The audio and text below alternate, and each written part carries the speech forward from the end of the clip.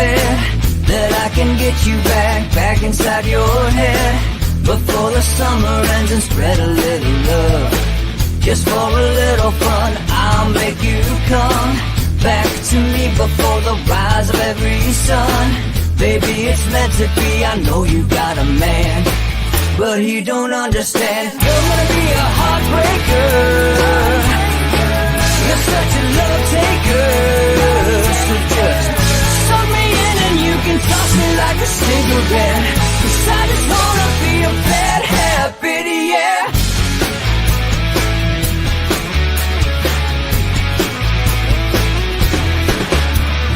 Rhythm in our love, it's impressive, excessive.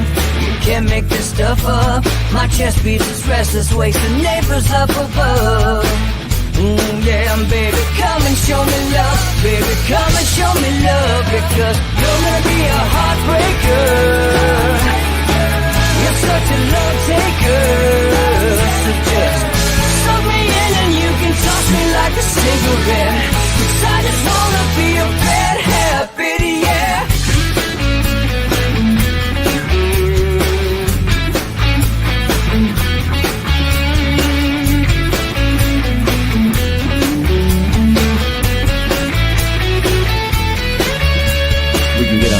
Take a one-way ride, steal us away to find a place we can hide. It wouldn't take much to spear for a night, just to give in to the need and leave it all behind. 'Cause I know that you know that I know that you want me. You told me, now show me, come blow me away. 'Cause I know that you know that I know that you want me. You told me, now show me, come blow me away. You're gonna be a heartbreaker, you're such a love taker. So just suck me in and you can toss me like a cigarette, 'cause I just wanna be a bad habit, yeah. You're gonna be a heartbreaker, you're such a love taker. So just suck me in and you can toss me like a cigarette, 'cause I just wanna be a bad habit, yeah. Suck me in and you can toss me like a cigarette, 'cause I just wanna be a bad habit, yeah.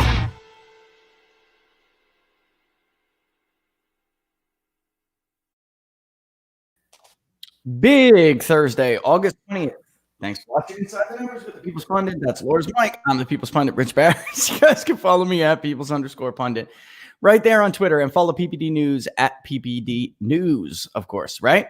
So it's a big morning. So, of course, we're ready to do the whole show, and then the SDNY drops this in our lap. So, yeah, of course, we are going to talk about it for a little bit. But first of all, let's get out the what do you guys want to do? You know what? Since this dropped in my lap and I'm getting a ton of questions, let's take a real quick poll. We also have some economic data I want to talk about. Of course, the jobless claims making a big deal about this morning. They should, and we'll talk about people right away. Why is this happening? We'll talk about, I'll show you exactly what is going on. This is, of course, why I was cautiously optimistic last week. However, 1 week, a reversal of a trend does not make. All right. So let's see what happens next week. All right.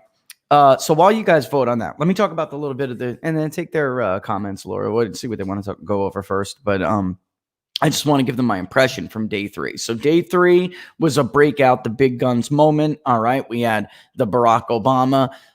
We had the Obamas. We had the former nominee, the 2016, the prior nominee. That's very traditional for these conventions, of course. And then we had Kamala. Come on. You know what? I'm just a racist misogynist and I don't care. All right. We had her accept her vice presidential that's a sound clip. Nomination. It is. That one's going up. Sorry, guys. Right. We had her accept her nomination. All right. So that also, too. My overall take on this, guys, is, the big guns usually come out. They make the strongest case for the nominee. The very first question in the queue today is, who are Democrats nominating again? I tuned in a little bit and I don't know. That is the theme of this thing, right?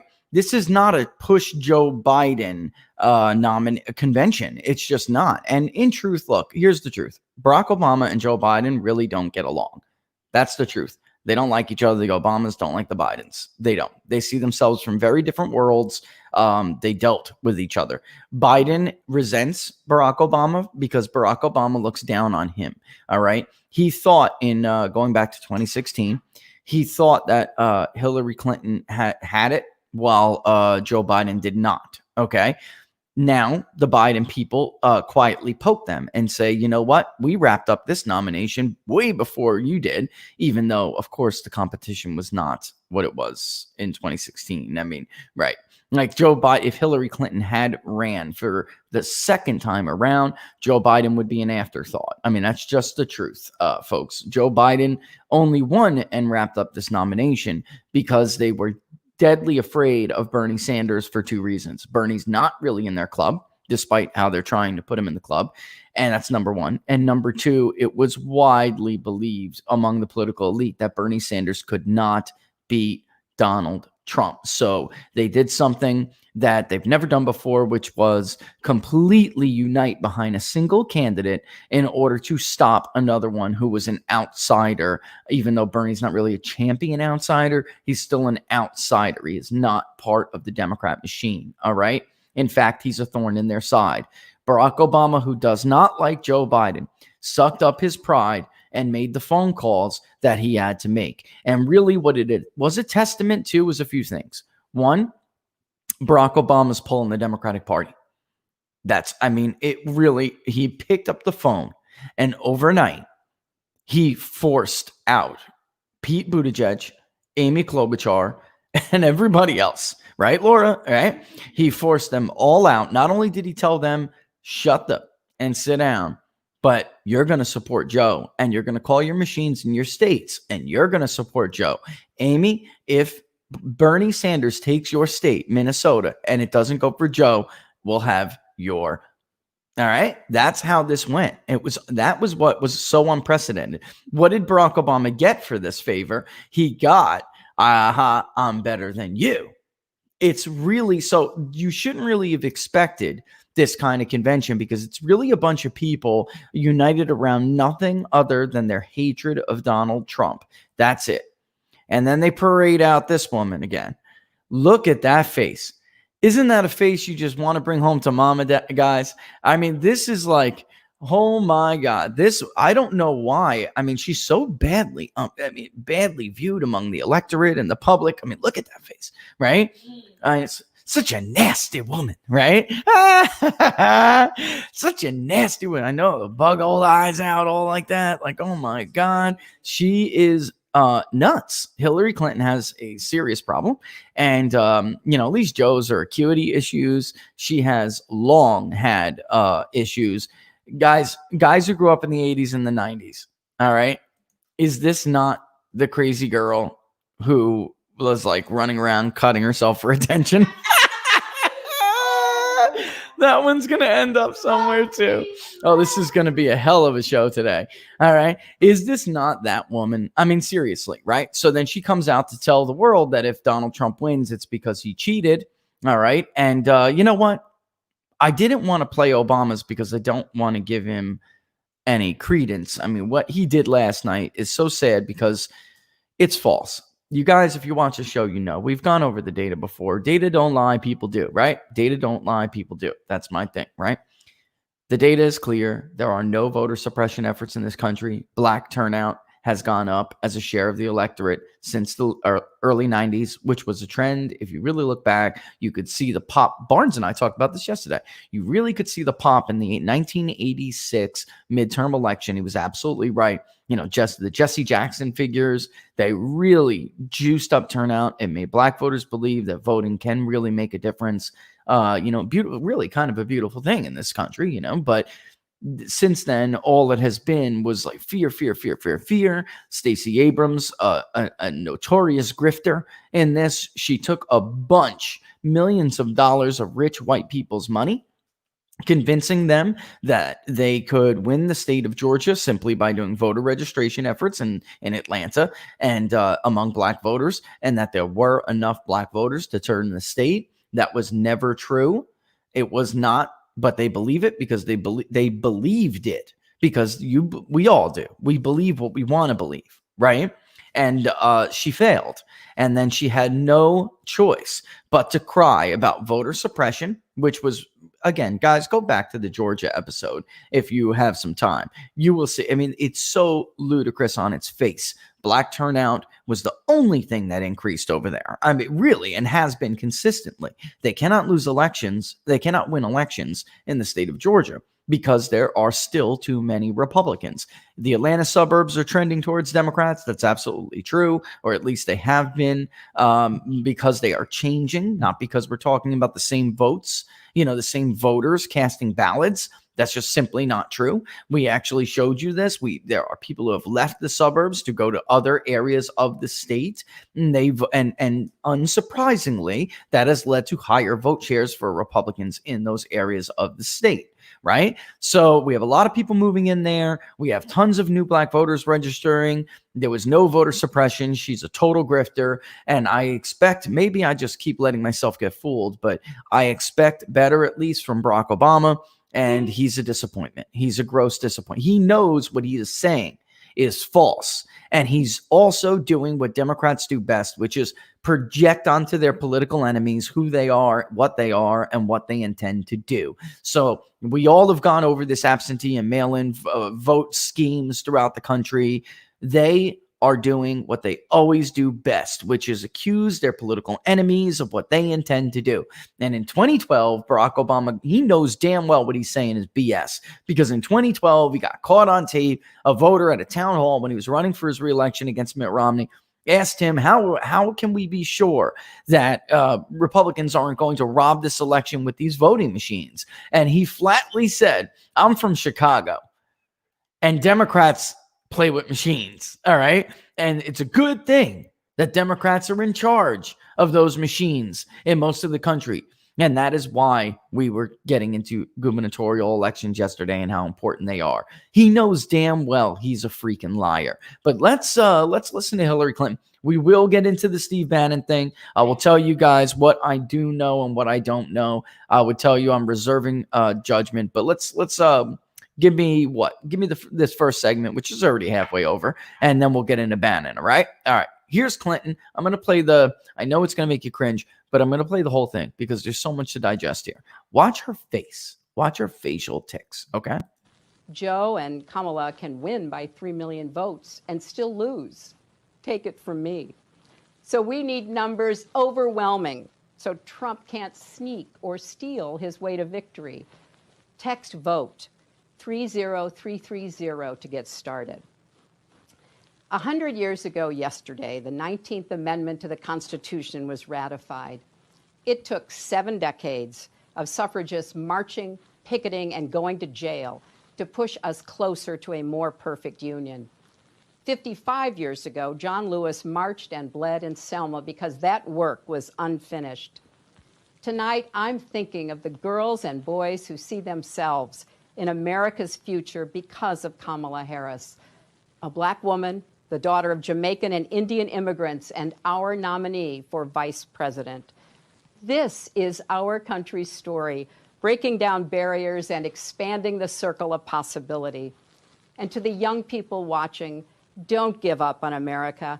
Despite our flaws and problems, we've come so far. We can still be a more just, equal country with opportunities previous generations could never have imagined. There's a lot of heartbreak in America now. And the truth is, many things were broken before the pandemic. But as the saying goes, the world breaks everyone, and afterward, many are strong at the broken places. That's Joe Biden. He knows how to keep going, unify, and lead, because he's done that for his family and country. So come November, if we're strong together, we'll heal together. We'll redeem the soul and the promise of our country, led by President Joe Biden and Vice President Kamala Harris.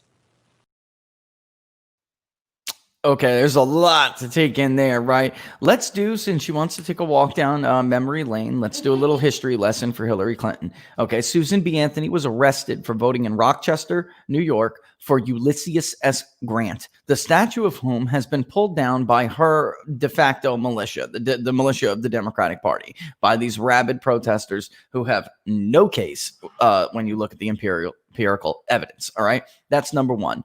Number two, you lost in 2016 because you lost, because we have the Electoral College. You did not go to the states that you were supposed to go to. You did not visit them. They did not like you. And Donald Trump outworked you and you lost. It's that simple. If Donald Trump loses in November, I will be the first one to tell all of you that Donald Trump lost because he lost. He lost these voters, and he did because of this reason. X, Y, Z, A, B, C. It is her teeing up once again that she will not accept the results of the election unless the results are what she wants them to be. That is not how self-governance works. You have got, and this is why, folks, we are on the precipice here. You have got to accept a loss. Earlier in the speech, which I couldn't stomach the whole thing, so I had to clip the front of it, okay? She said, I gave him a chance. Are you joking me? No, he gave you a chance. He invited you to the inauguration. He reached out his hand and you spat in it. And you continued with this fake Russia crap that you started before the election, which, by the way, how'd you even get that? How'd you even get that, Corn? Right? Mr. Corny. How'd you even get it? She shouldn't have even had that information. Adam, David, okay? But she did, because it was a smear. And it was only meant, by the way, when Hillary Clinton was doing that and Barack Obama were peddling the Russian nonsense, which is total nonsense. When they were peddling it, they were fully under the impression that she was going to win that election.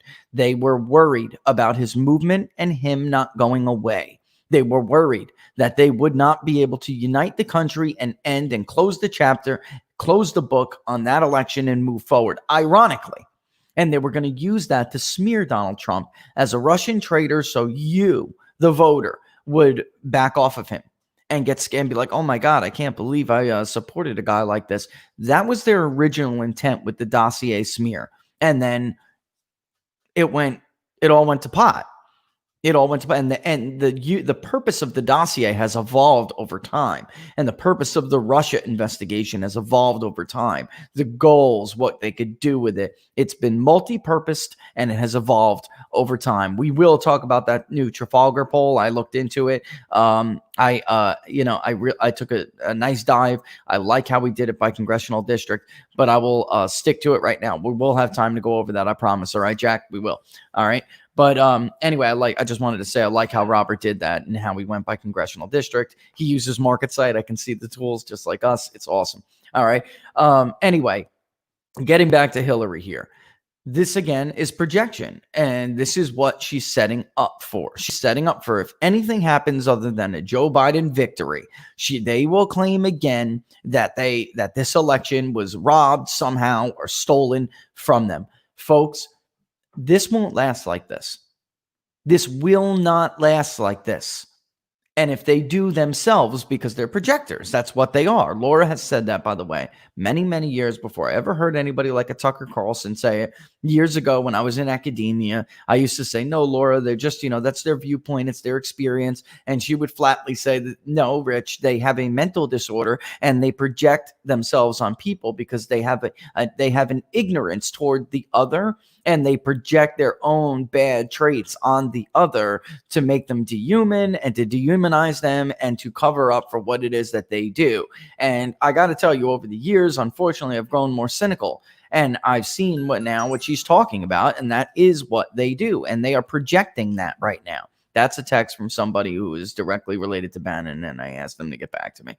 All right. Awesome. All right. So I'll look on the break. All right. I'll look on the 30-minute break and see if it'll add something to the discussion. All right. But in any event, that's what she's setting up for.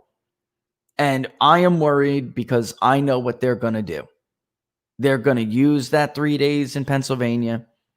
They're going to use those ballots that are flying around littering the streets of Las Vegas.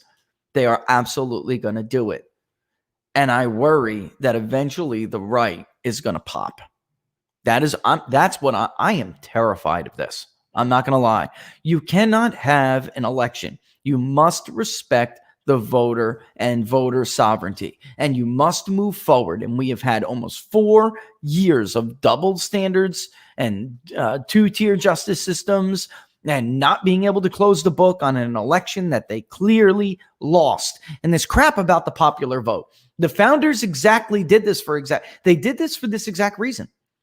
Why? Because the government of California and the federal government can pour in millions and millions of illegal immigrants that nobody voted on and change a state so dramatically in one direction that it lopsides the popular vote and governs for the rest of the country. That's not how this is supposed to go. Same thing with New York. There are millions of illegals in the state of New York. Millions. They don't check that. They motor voter, they go into the Department of Motor Vehicle, the DMV, they get a driver's license, and they are asked if they are registered to vote. They are not allowed to ask whether or not they are a U.S. resident, a legal U.S. resident. They get on the voter rolls. The hell with what Jake Tapper and the rest of the media say. Does Jake Tapper look in voter files every day? Does Jake Tapper even have access to voter files? These people talk out of their butts. And I'm sick of it. They have no idea what they're talking about. It happens. It happens. And we are not the only ones to find out. Motor voter is the number one reason why illegal aliens end up on the voter rolls. Number 2 is campaign outreach, by the way. That's number 2. So anyway, that is what the Electoral College was for. So one large state who didn't get the consent of the voters to do something they were doing, could run roughshod all over the rest of the country. And they were worried about us killing each other. So they enacted the Electoral College.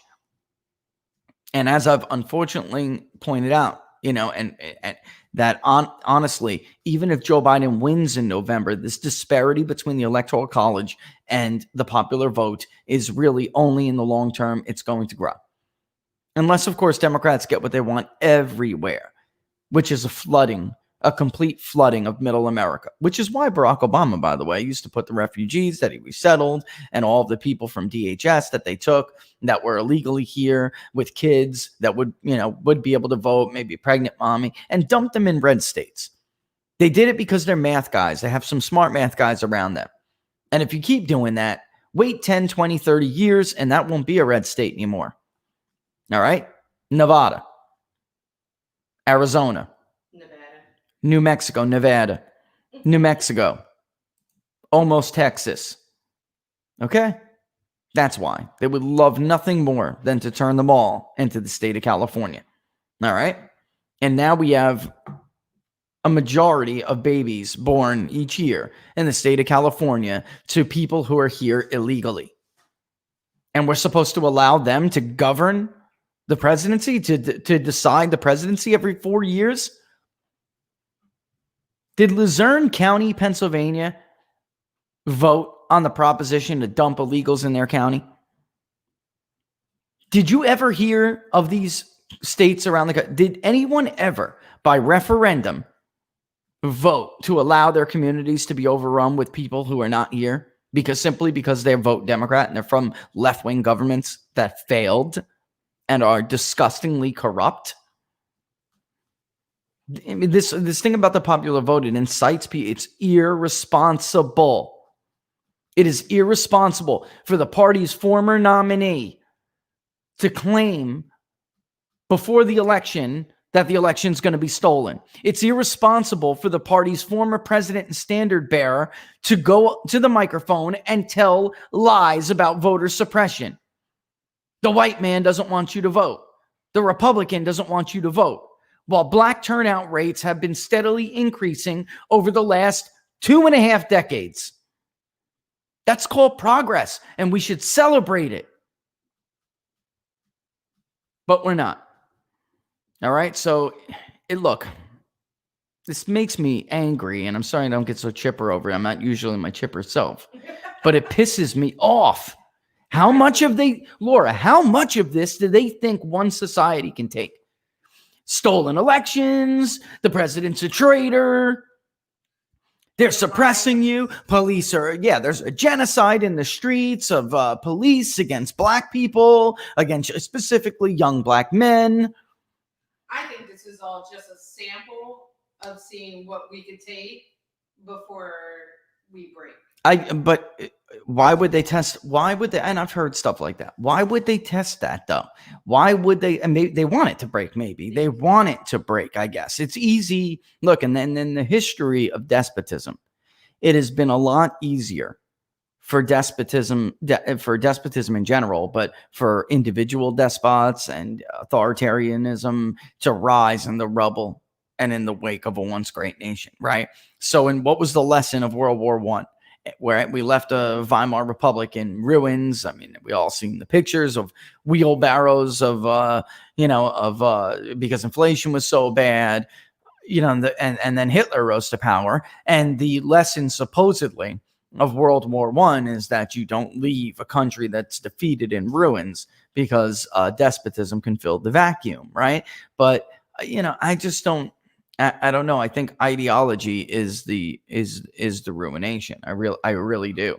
And their real great lesson, by the way, of the 20th century was not any of the ones that we should have taken. But I mean, this from their academic leaders like Thomas Narn. Tom Narn was the heir to the Marxist school of thought in academia, and he said that ideology. He agreed with who I was talking about yesterday. Ken Waltz, that in fact in the 20th century, nationalism proved stronger than ideology. That was the lesson. And that the nation state system had to go in order for rampant leftism to really take hold, right? Because what is the leftist first response when you tell them that socialism has failed and communism has failed and you can't point to a single country in which it has been a success? The first thing they will say is, well, that's because of the United States. Or in the 20th century, it was Great Britain did it. If it wasn't for Great Britain or, and then their buddies across the pond, us, then it would have worked out. But they subverted us, and the whole world has to be socialism before it can actually really work. We cannot reach utopia until the whole world becomes socialist, right? That's their first thing. And the reason why they believe that is because nationalism did prove stronger than ideology, or at least it did back then. Right? Otherwise, the French would have aligned more, not just sympathizers, they would have aligned more with their socialist comrades in Germany. Right? If leftism in general was taken as camaraderie, then Stalin would not have opposed Hitler. But they hated each other because Stalin didn't see himself first as a socialist. First of all, their brand of socialism was obviously a little different, but he saw himself first as a Russian. Right? And Hitler, even though he really wasn't totally German by birth, he was really Austrian. He saw himself as a German, a Germanic descent, right? So this is what their lesson, the lesson they took from the 20th century. And you hear this crazy nonsense in their speeches. You do, because they are trying to pull at the fabric of everything that has held us together all of these years. Little by little. So maybe you're right. Maybe it's totally intentional. But then, then it warrants the scorn that it gets, from myself and others. It warrants it because we just can't go on like this. We cannot go on like this, folks. You have to lose when you've lost. You have to admit you have lost. You cannot cheat election. And I don't want to be idealistic. They have cheated and will cheat, and Republicans have cheated too. Cheating has gone on for a long time. It's more prevalent in the inner cities, of course. We all know this. This goes back to Tammany Hall, right? But in the end, you have got to people have to have confidence in election integrity. They have got to. All right. So look, it's 10:30. Let's wrap this up. We'll get to Bannon. I know everybody wants to talk about Bannon. All right. I'll check the thing in the end here. But yeah, so look, my takeaway from the convention, and I'm sure we'll dip into it throughout the show, is one more night of not a single policy choice, not a rational policy choice, divisive rhetoric, ironically intended just to get you to be two things: mad and afraid, right? The whole convention, this has been the fear and anger convention. It isn't vote for Joe Biden. They know his numbers on that are abysmal. Nobody's going to run to the polls to vote for Joe Biden. Nobody gives a damn about Joe Biden. He's just he's a nothing. He's an empty head, along with an empty suit. He's a nothing burger. He would be like the first Manchurian president. Not Manchurian, but like just a total puppet, a marionette. He would be the first one that we've ever had, like a real marionette. Even though I think, Barack Obama at first, he started out like that. He played ball, but he didn't let that happen to him in a lot of stuff. He really didn't. Even though he was just a ball player. He turned out just to be like a Chicago guy, very much quid pro quo for everything, dirty tricks for everything. I mean, that's yeah, exactly. Right. Yeah. I mean, right. Exactly. And that's the kind of guy he is and was. And everybody should have known that, because you elected somebody from, he wasn't from Chicago, but he got his egg cracked in Chicago, which is one of the dirtiest cities in the world. I mean, as far as politics goes. So I don't know what we expected, but this guy doesn't have anything. He's got no core. He's got no mental acuity. They know he doesn't inspire anyone. When he's up against the voters face to face, he fails. And that's why they're trying to make this some quasi Zoom election, and let the media tell the story. He failed in Iowa. He failed in New Hampshire. He failed in Nevada. All right. Nevada. He failed in it because people don't like him like that. And he's just not. Joe and your team, let me just tell you, you're not as good as Barack Obama. Nope. You're not. Even if you win, it still doesn't matter. You won because you just created so much hatred and ignorance that you drove fear to the polls. I, however, am with Barnes on this. Love does trump hate. It does. They were right about that in 2016. That's at least what the evidence shows us. Anytime there has been a vote for me because this guy's so bad, all right, it loses. People loved Donald Trump in 2016. And then the other percentage didn't love him, but thought he was the right guy for the job. And that motivates people. That's why Donald Trump is going to be the highest, like I said, by the time things are done. We had the pandemic, so that kind of like stifled his trend, but he was crushing Reagan in the beginning for primary support. They just went to the polls to say, we love you, Gipper. You're our great communicator and we're here to support you. They're doing that this time around. And anytime we've seen campaigns like that, they're losers, like Joe's. Mm-hmm. They're losers. They would be unprecedented because there are so many unprecedented things going on. So I could see that, but, either way, it's too early. Hopefully, between the Rust Belt Battleground poll and what I hope will be an announcement soon, a positive, very positive announcement. I think if you guys have been following me for a while, you're going to be ecstatic. All right. But it's not a done deal yet. All right. But I hope to have it for you soon. If so, we'll be swimming in data. And this show will be awesome. Right. We'll be swimming. I'll wait. I will wait results in front of you guys so you can see it. I'll walk you through the whole thing. Here we are. Here's the raw that Laura said, I'll kill you. All right. I mean, I'll show them most of it. She doesn't want me to give away secrets that are going to be stolen. This is the way, like the private polling industry is awesome. We kick around ideas to each other. It's really cool. As soon as you get into politics, it's dirty. They smear you and then they steal it from you. Right. So at first, it was what we did in 2016 was experimental. Then, of course, everyone gets the fake lob at you. You get banned from the Slimer. All right. And then the AP and Fox News steals your methodology. And, it's amazing. Chris Steyerwalt just said that wasn't a legitimate way to gauge voter preference. So why did you abandon the decades use of exit polls to steal my methodology? You did. That is what it's. I'll tell you what. Flattery or imitation is the highest form of flattery. So you can kiss it because I know what you're doing and the Lord knows what you're doing. All right. 10:35 on Inside the Numbers with the People's Pundit. Thanks for watching, folks. Follow me on Twitter at Peoples_Pundit. You can follow PPD at PPD News. All right. And don't forget to subscribe to the page on YouTube. Share. Okay. We're gaining every day. The rate at which we're gaining is increasing. It's a snowball. And that is a real good sign, man. That says we're all getting ready to take off here. All right. Don't forget to like the page on Facebook. If you're Facebook users, don't play me. I know you're on Facebook.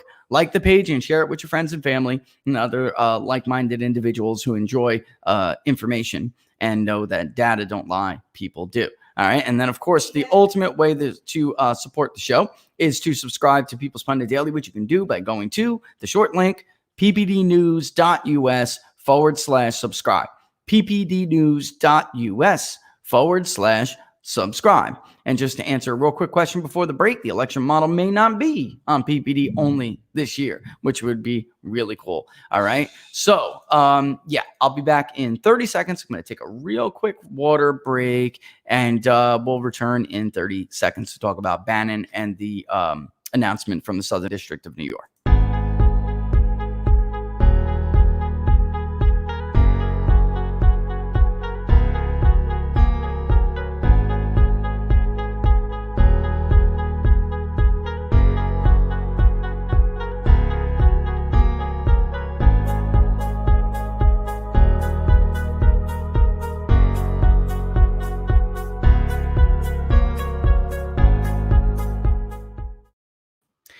All right, and we're back. All right, folks, thanks for watching Inside the Numbers with the People's Pundit. I am the People's Pundit, Rich Barris. You can follow me on Twitter at Peoples_Pundit. Let's get to it, shall we? I'll pull it up, actually. And then while we're doing that, all right, so the headline here is from the Southern District of New York. Leaders of We Build the Wall online fundraising. All right, whoops. Sorry about that, folks. I'll read it to you. Leaders of We Build the Wall online fundraising campaign charged with defrauding hundreds of thousands of donors. All right. Yeah, they want a phone call. I'll have to call them, and then I'll get back to what I hear you with tomorrow. Okay. All right. I'll get back to you what I hear tomorrow because they want a phone call instead of a text message, which in this business, it happens sometimes. Look, I'm just a pollster, but I know so many people that we get these things, it's weird. I don't even want to do it. I just want to stick to data, frankly. But people open up to me like I'm Barbara Walters or something. I mean, so and Audrey Strauss, the acting U.S. attorney for the Southern District of New York, and Philip R. Bartlett, the inspector in charge of the New York field office of the United States Postal Inspection Service. Sound funny to you guys already? Is something already sending off a red flag to you guys? Announced the unsealing of an indictment charging Brian Kolfage, Stephen Bannon, Andrew Bottolato, and Timothy Shea for their roles in defrauding hundreds of thousands of donors in connection with an online crowdfunding campaign known as We Build the Wall that raised more than $25 million. The defendants were arrested this morning.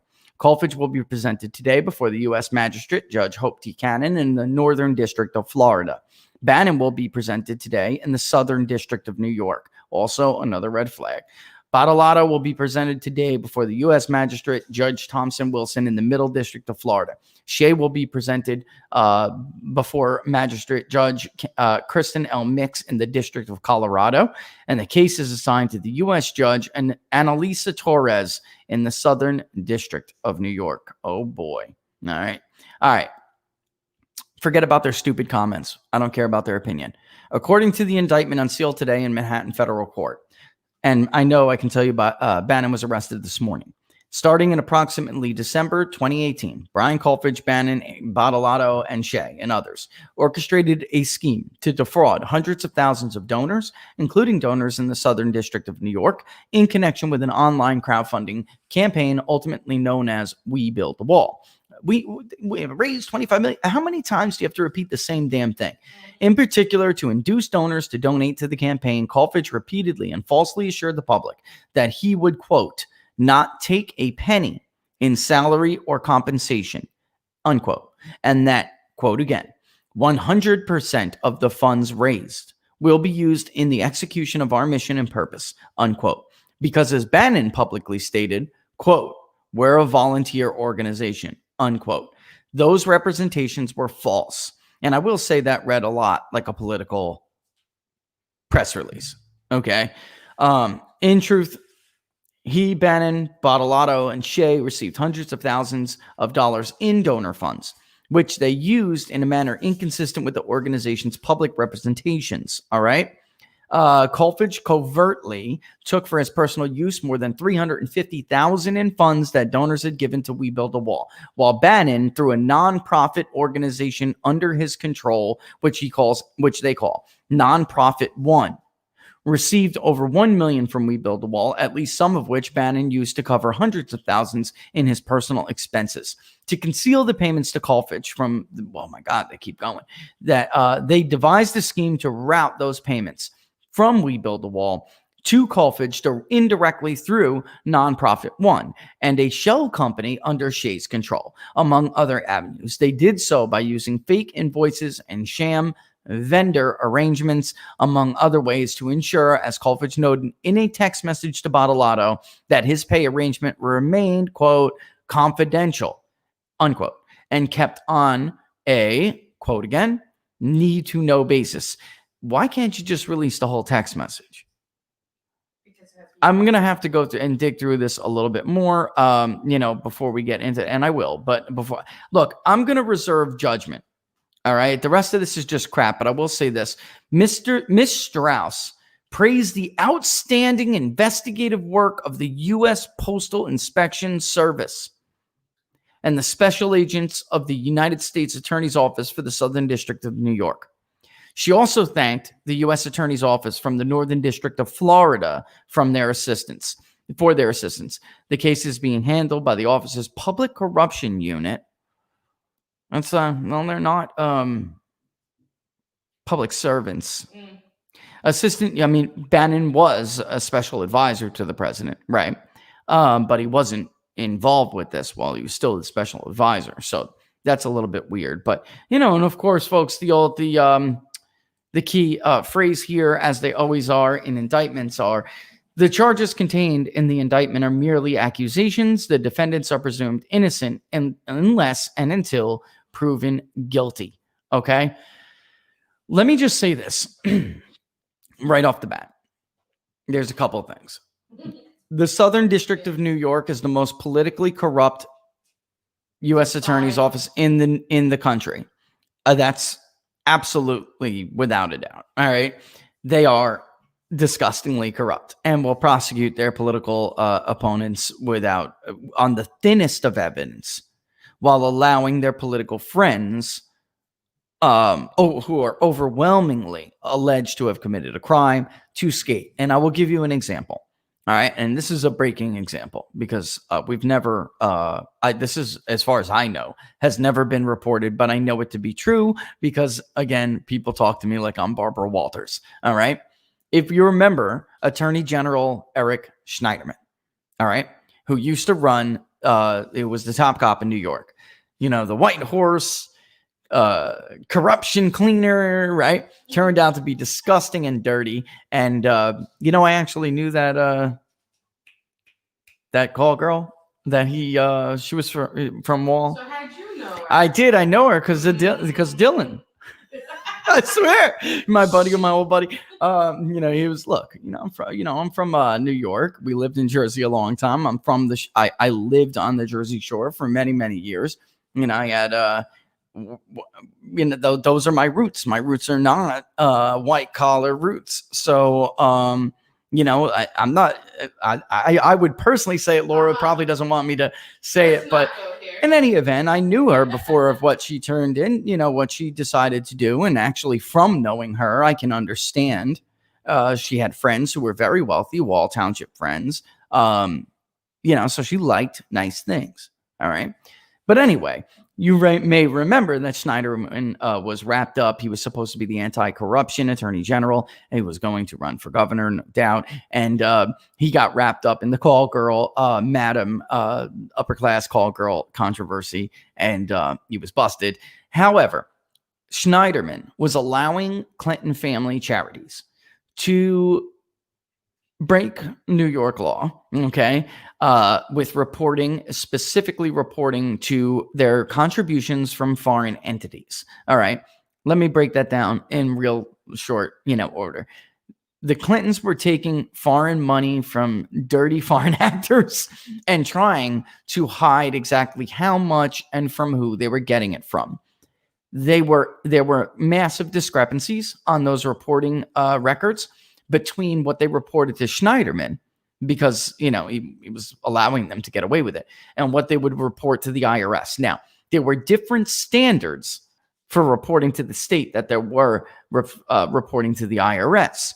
Anyway, PricewaterhouseCoopers, I can tell you this I know this to be true, delivered the Southern District of New York a case on a silver platter after doing what essentially, and PricewaterhouseCoopers, for people who don't know, they used to be part of what is known as the Big Four. They are one of the largest and most well-respected accounting firms in the country.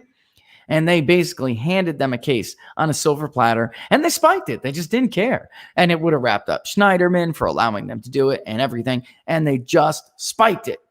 They just had no interest in prosecuting their political friends, even though the evidence was overwhelming. Absolutely overwhelming. So I am always skeptical when I see an indictment from these people, because they're political. They're politically corrupt. And what I mean by that is they use the levers of their official office, the power that they have been entrusted with, to persecute and prosecute political enemies for political gain. Steve Bannon was a very important voice in Donald Trump's 2016 campaign. He kept Trump positive in some ways, but also he kept Trump populist. And when Trump just stayed on the economic nationalist message, he did much better. When he would drift off into the land of Trump, sometimes he would do worse. Trump needed a voice like that this time around. I really do believe he needs a voice like that at least.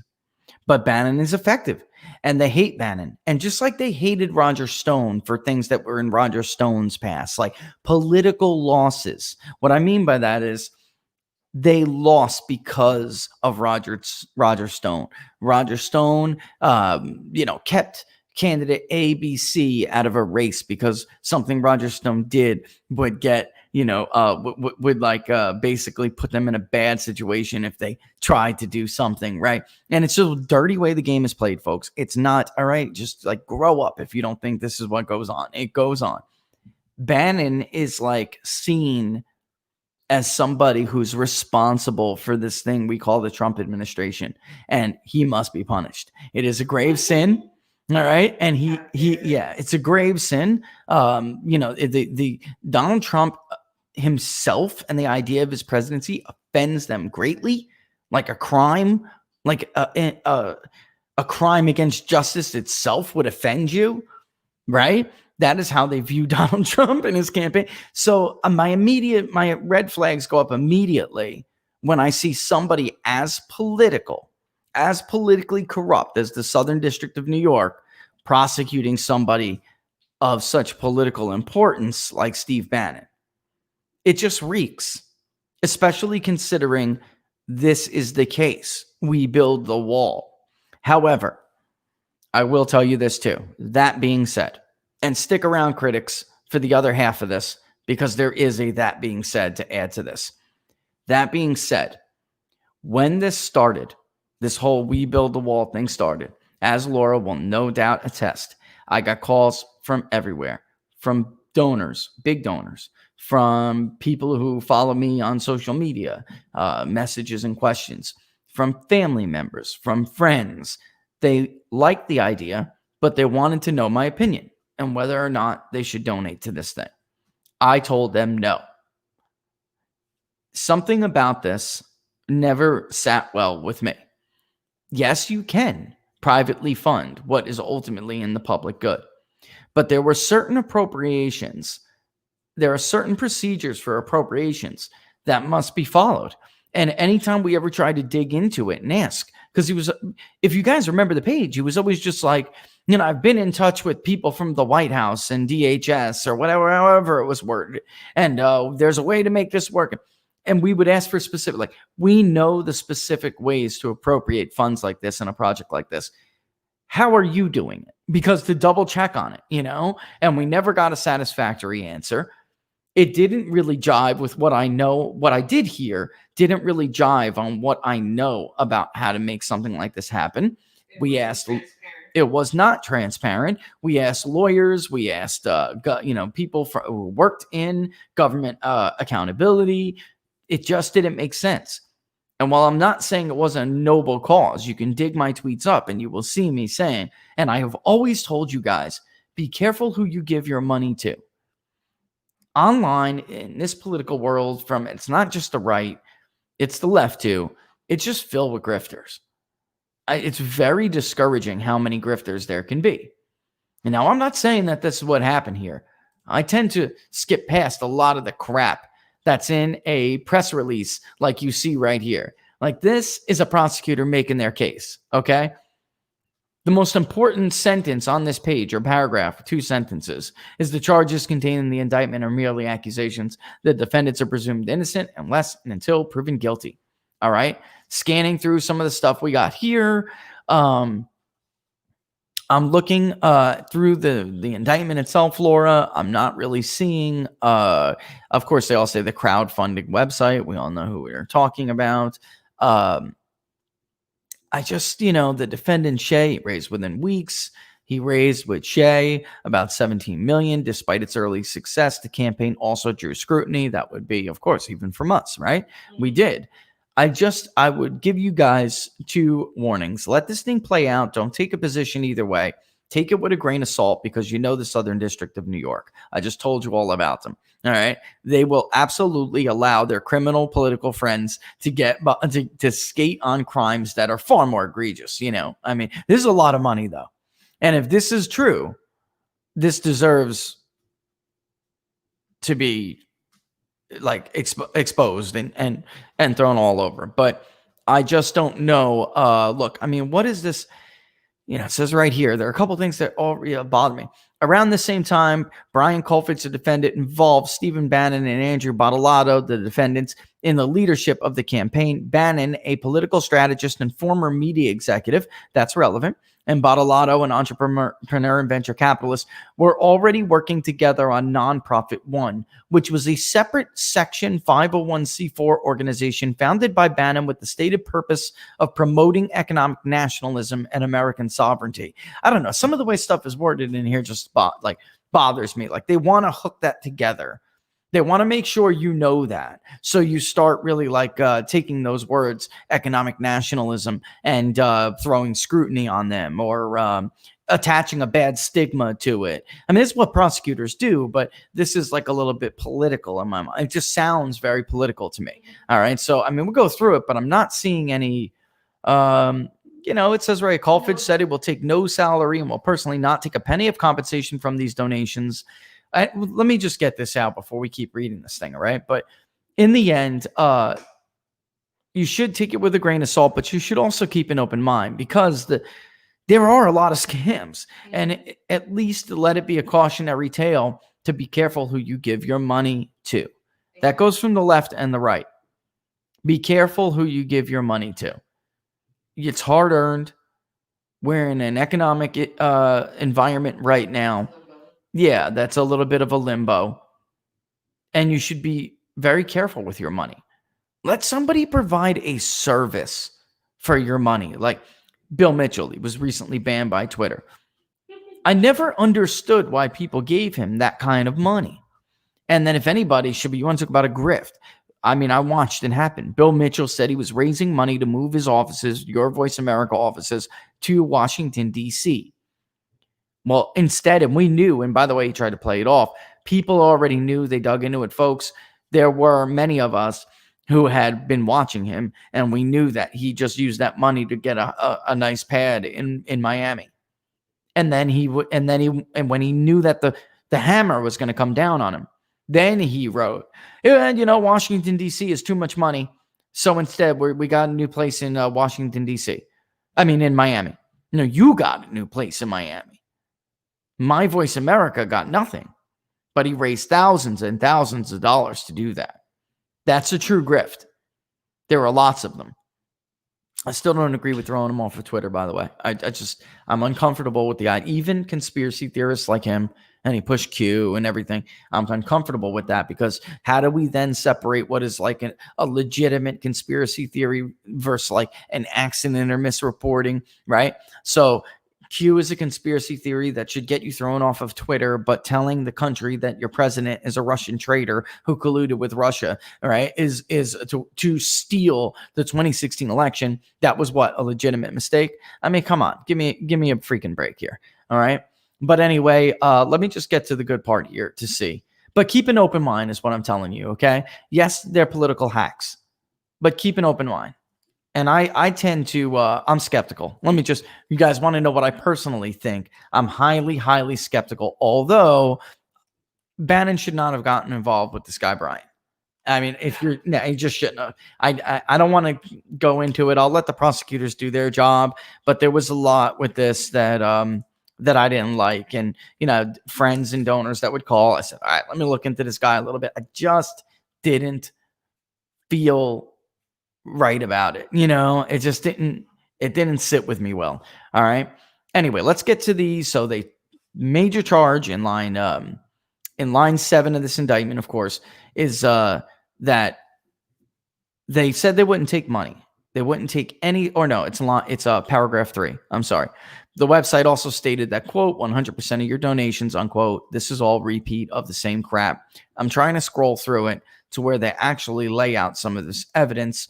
I can see that there would legitimately be expenses towards this, right? So I just 100% of funds raised. They're repeating a lot of the same things. So bear with me for a second here. And boy, they that too is not good. Like if you're just repeating the same crap. I mean, look, I just read all of that to you. And then right in paragraph 11, okay. There are pledge and bylaws. In accordance with Mr. Kolfich's personal pledge and bylaws, Mr. Kolfich will not profit even a penny from We Build a Wall, Inc.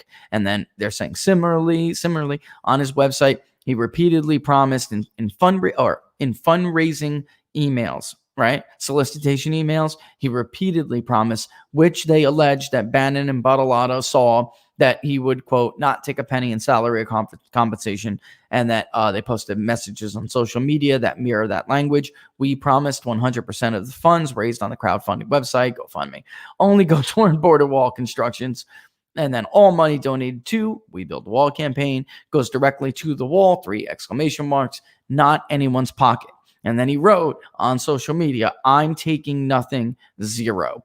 In fact, they say, he went so far as to send mass emails to his donors asking them to purchase coffee from his unrelated business, telling donors that the coffee company was the only way, quote, he keeps his family fed and a roof over his head, unquote, because Kolfich was taking, quote, no compensation from We Build a Wall. Listen, this is the kind of stuff that's going to bother me about an indictment like this.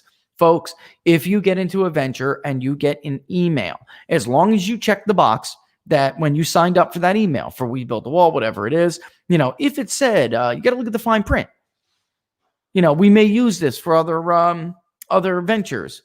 You may get other offers. There may be third parties. Him taking the email list and using it to try to pitch his coffee is not only there's nothing wrong with it. It happens constantly. It's an industry standard.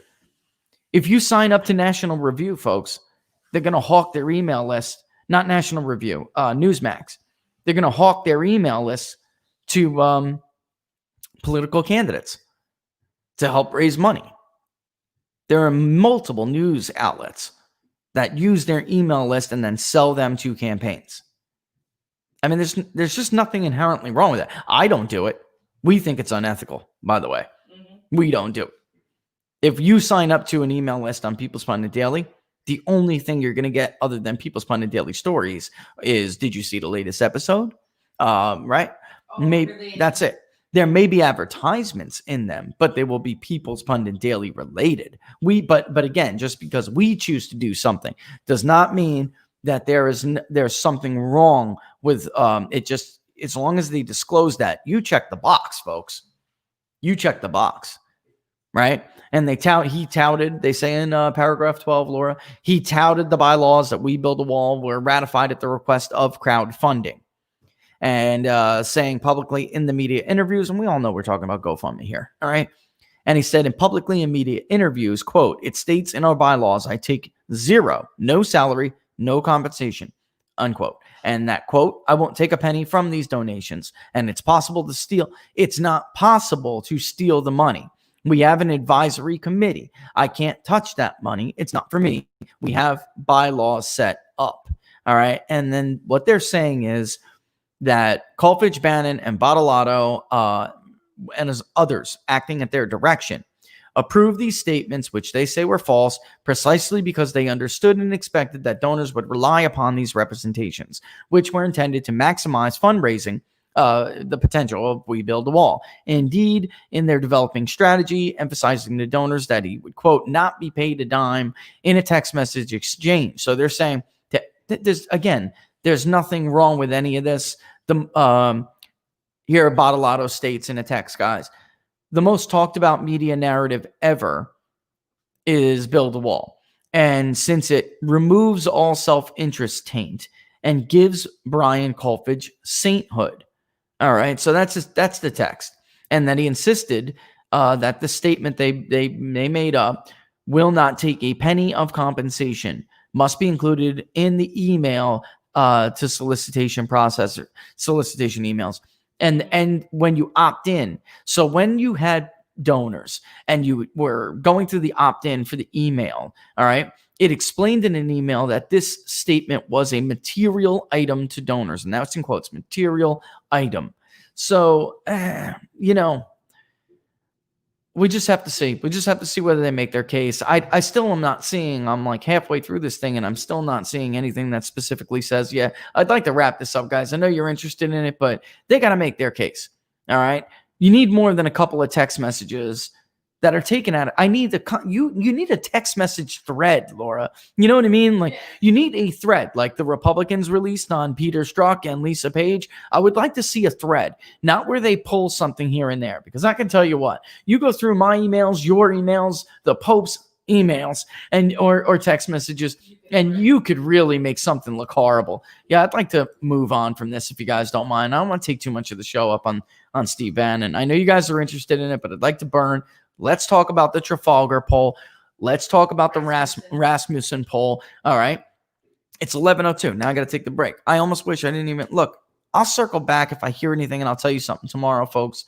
But it's an indictment. Take it with a grain. The SDNY is corrupt, but I told people don't donate to this damn thing. I did not like the way it smelled. I just didn't. All right. So anyway, that's not and yes, that is not a statement meant to say they're guilty. I'm not saying that. I'm just saying, keep an open mind. I know you got your political leanings and you're going to want to lean one way or the other just based on it. Just keep an open mind and look at the facts. Do what what we always do here. Look at the facts and the evidence. All right. Okay. It's 11:03.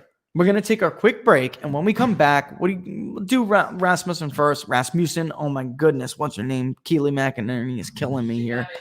She keeps saying Rasmussen and it's in my head and I can't stop. And like every time we'll hear it, it's like Rasmussen. All right. Now, maybe we're wrong. I don't think so. All right. But anyway, I did know that was coming this morning. I can tell you a lot more about what that jump in Donald Trump's approval rating. And so we'll talk about something. I've never seen this during a convention. What's going on right now? I've never seen it. All right. So let's take that 2-minute break. We'll come back after Bad Habit by the Grammy considered Bowen Band, and we'll get into the polling numbers, the interesting stuff I really care about. All right, folks, thanks for watching Inside the Numbers. We'll be back in 2 minutes.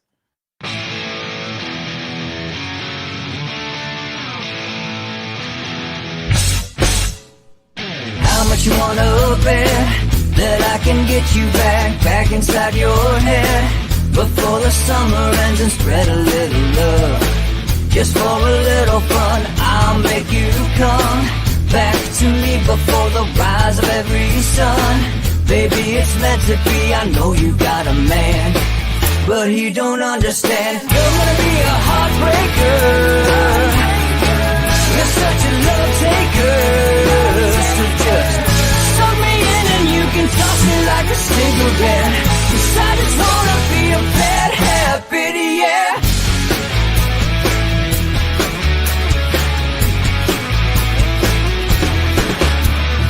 Rhythm in our love, it's impressive, excessive.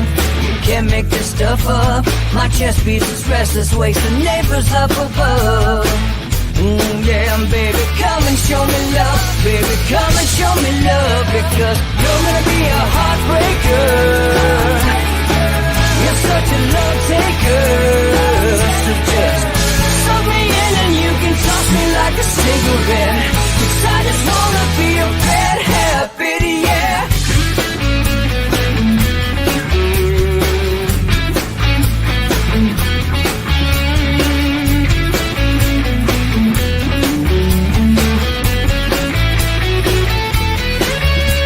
We can get on a plane and take a one-way ride, steal us away to find a place we can hide. It wouldn't take much to spear for knives to give in to the need and leave it all behind. 'Cause I know that you know that I know that you want me. You told me, now show me, come blow me away. 'Cause I know that you know that I know that you want me. You told me, now show me, come blow me away. You're gonna be a heartbreaker.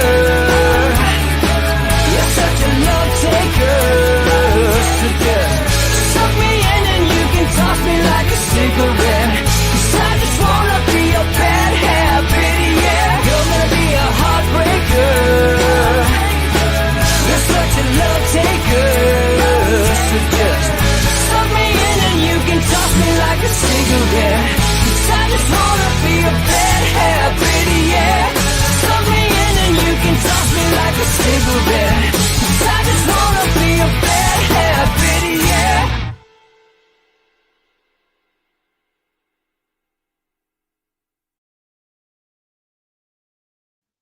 All right, and we're back. Thanks again, Jack. That rhymes. All right, I saw that again. That's always welcomed. All right, yeah. Thanks for watching Inside the Numbers with the People's Pundit, folks. I'm the People's Pundit. Follow me on Twitter at People's_Pundit right there. Follow PPD at PPD News. All right. So let's get into this Rasmussen poll. All right. I got to tell you, and I know about some stuff that's coming up at noon. All right. I'll hint at it, but they'll get mad at me and they'll say it was embargoed until noon, Rich. So this morning, and I know the folks over at Rasmussen, this morning they send me the thing like, heads up, this is going on. What do you think of this? And, they're like, they're being, what's the word I'm looking for? Thorough, right? And they want to make sure that what they're doing is, that it's double and triple checked, right? I have never seen Donald Trump. I've never seen Donald Trump is the candidate of first, folks. He really is. And I've never seen a candidate go down during his convention. And I've never seen him, deteriorate during the convention, and then the opposition get in a better position. So last night, what happened with the Rasmussen poll, right, is you have a 3-day moving average.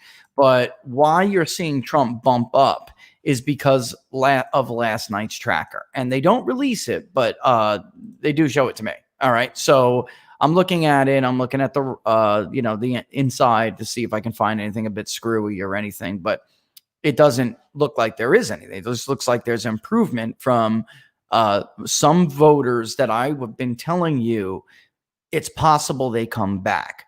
Just like I have always warned people with Republicans, if you see them doing better among Black voters and Hispanic voters, I have seen this in the past, only to watch them flirt a little while, and then as the election gets closer, they race back to the Democratic candidate, okay? The same thing with certain white voters. We see them flirt with the Democratic candidate, only later to race back to the Republican, to the candidate in the end. There is a little bit of a difference this time, and I'll tell you why.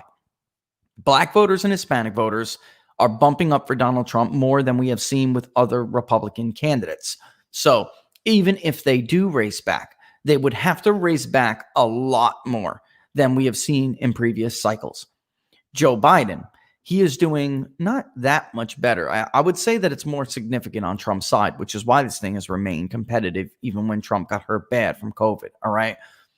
In the end, if these white voters come back and Donald Trump holds the new support that he has among minorities, which is what I saw the electorate doing before the pandemic, it was going to be a bloodbath. He was going to destroy Joe Biden. He was probably going to lose Minnesota. He was probably going to lose New Hampshire.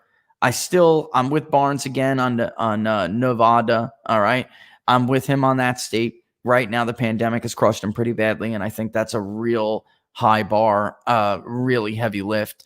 But it is that kind of increase among those kind of voters that would make Clark tighten, to like where Trump gets to 46 in Clark County, 47, and maybe Washoe is a draw, which means he's going to carry it.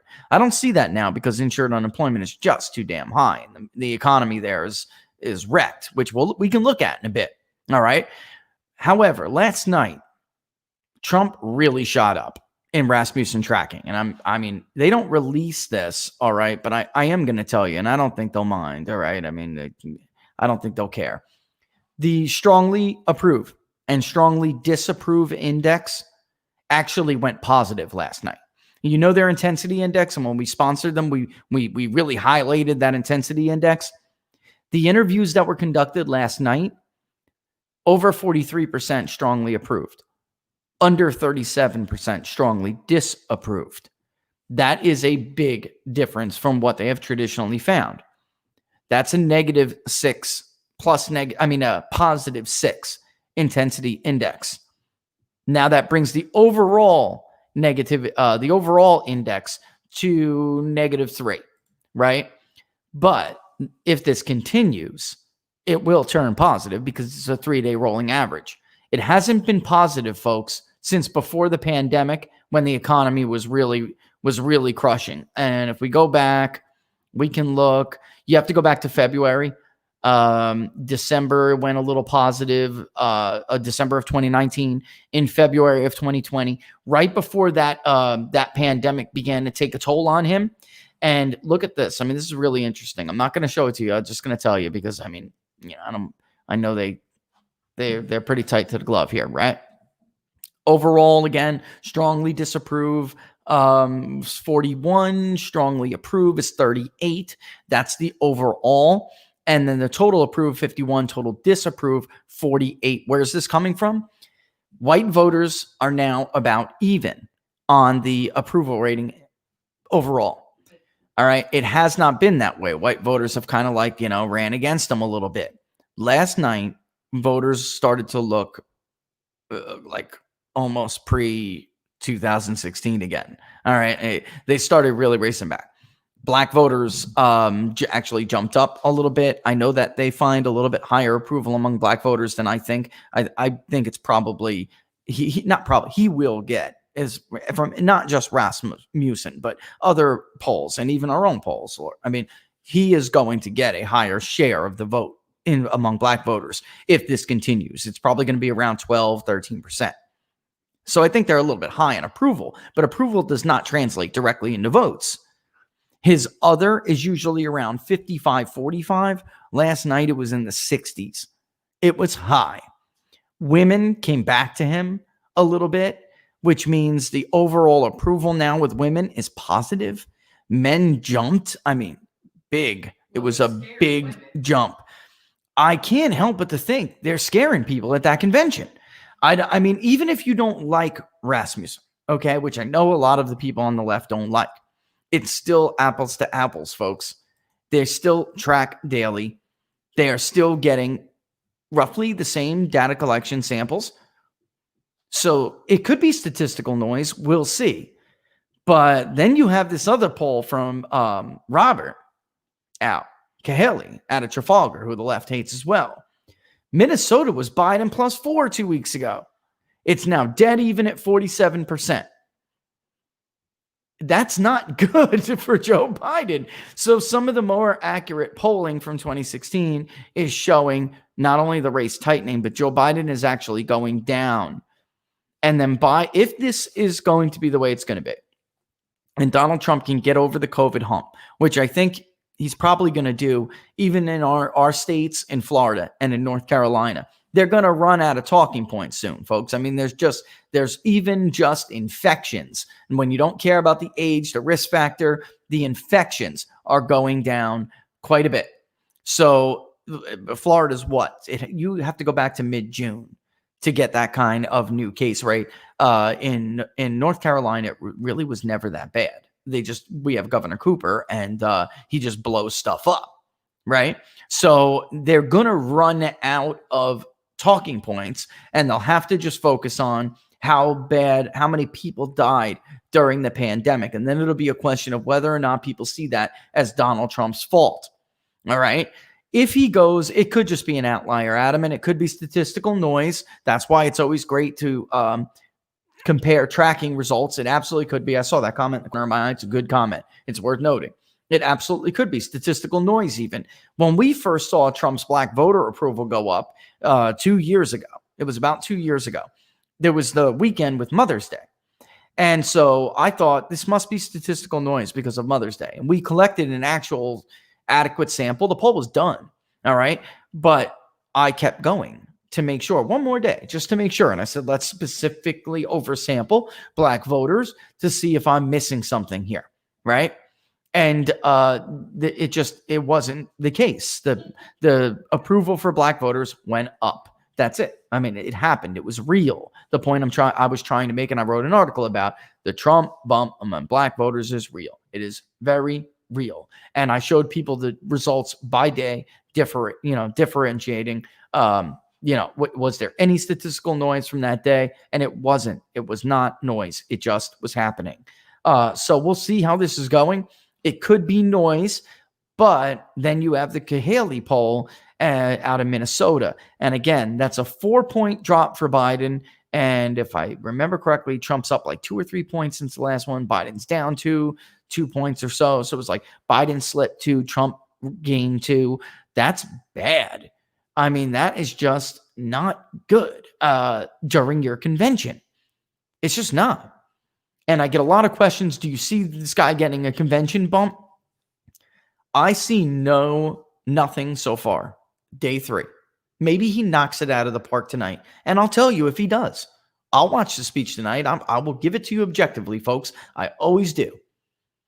Maybe he knocks it out of the park tonight. But if he doesn't, I see absolutely no reason for Joe Biden to get a traditional convention bounce. I see media polls artificially playing games with their weighting to try to tighten the race before the convention so they can portray a convention bump afterwards. That's what I suspect I'm seeing happening. But overall, it's a general tightening of this race, and Biden needs a bump. Because if he doesn't and Trump kills it next week, and then that bump Trump gets lifts him over the convention, maybe over the COVID hump. The jobless claims number today turned out to be a blip, and the overall trend again starts declining. We get a bang up jobs report. Biden's team can find themselves with the big mo going in the other direction, and they're screwed. It's Hillary again, because once the train starts rolling in these things, guys, and we get to Labor Day and a little bit past Labor Day, couple of weeks, once a train starts rolling in presidential politics, it's very, very difficult to stop it. Very difficult. All right. So that's what happened to Hillary in 2016. I would also say, just from my own polling, my own experience, Trump had the edge in 2016 fundamentally. And when you looked at the national numbers, or at least ours, not the media's, ours, it looked like people always wanted to vote for him. They were just waiting for him to make the case. So the leads that Clinton had in these swing states like Wisconsin and Michigan, those were like faux leads. There were just more Democrats who were decided. And because they're blue states, there were more Democrats. So that was resulting in like Wisconsin, Clinton +6, Clinton +3. And then as those people decided, as Donald Trump met the presidential bar, which I would argue he did during the second debate, that's when he started to. All right, it was like the Access Hollywood tape was out. He had to perform. He had to knock it out of the park. He did. Once he met that presidential bar, it was over. It was just totally, it was over. I actually think it was probably over the day he said, "I am your voice" at the convention. It was probably over that day, but it took some time, and fundamentals have to shake out. All right. So overall, it could be, oh, and one more thing. Good, because we still have 10 minutes left in this segment. All right. And then I'll take your questions, right? Because we had a short show. All right. So we'll take the questions after this last 30-second break, but I got a little bit more time in the segment. Also with Rasmussen's going to come out at noon. Sorry, Ted. Right. All right. I won't blow up the poll. I will simply say this and then talk about why it matters. Voters don't see Donald Trump as a rigid conservative like they have with other Republican presidential candidates in the past. And you'll see this at noon. I'm not going to blow the whole thing up here. But what I mean by that is Trump is seen as a conservative by voters overall. He is. But he was in 2016, but not as conservative as, like, say, Mitt Romney, who we know was not really a conservative. Now, while that sounds crazy, to conservative voters, like, what are you talking about? Mitt Romney's not a freaking conservative. What are you talking about, right?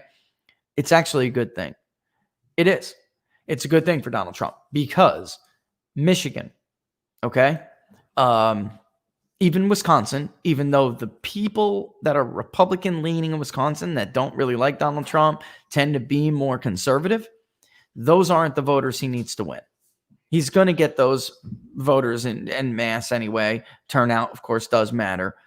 But there are the working class people out in, like, Virginia 7, for instance, a congressional district Barack Obama carried against his opponents.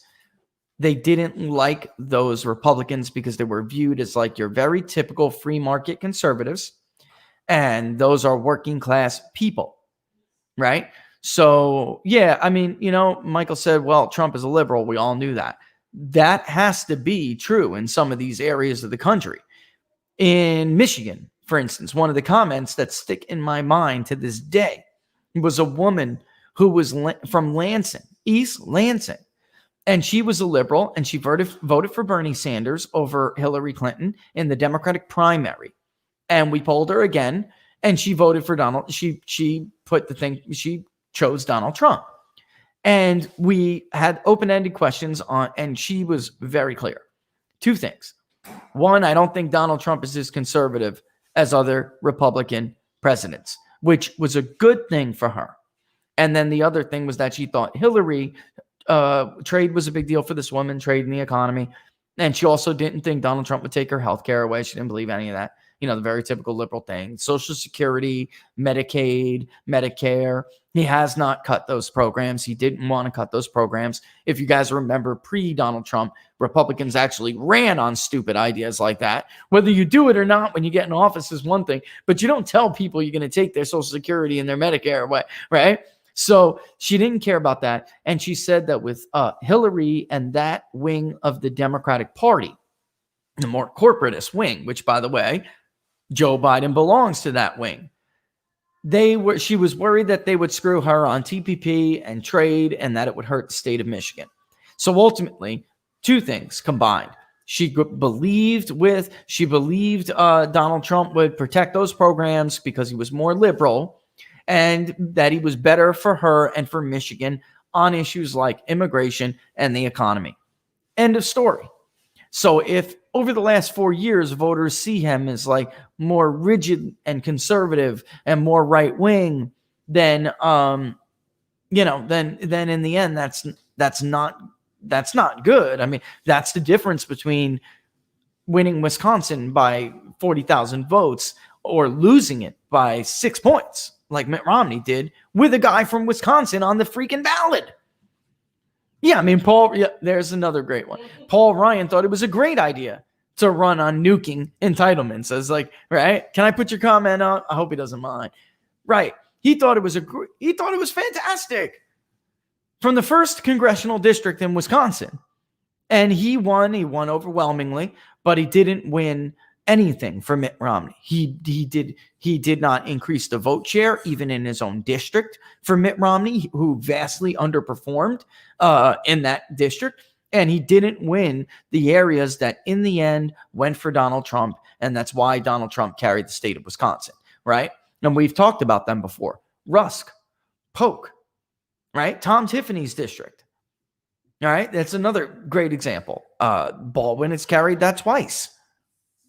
So, in the end, it's not good in the Rust Belt to be seen as a Mitt Romney wing of the Republican Party, or even, I'm sad to say, but sad to say for people who support Ted Cruz, but like a Ted Cruz conservative. That's just not good enough, So, okay.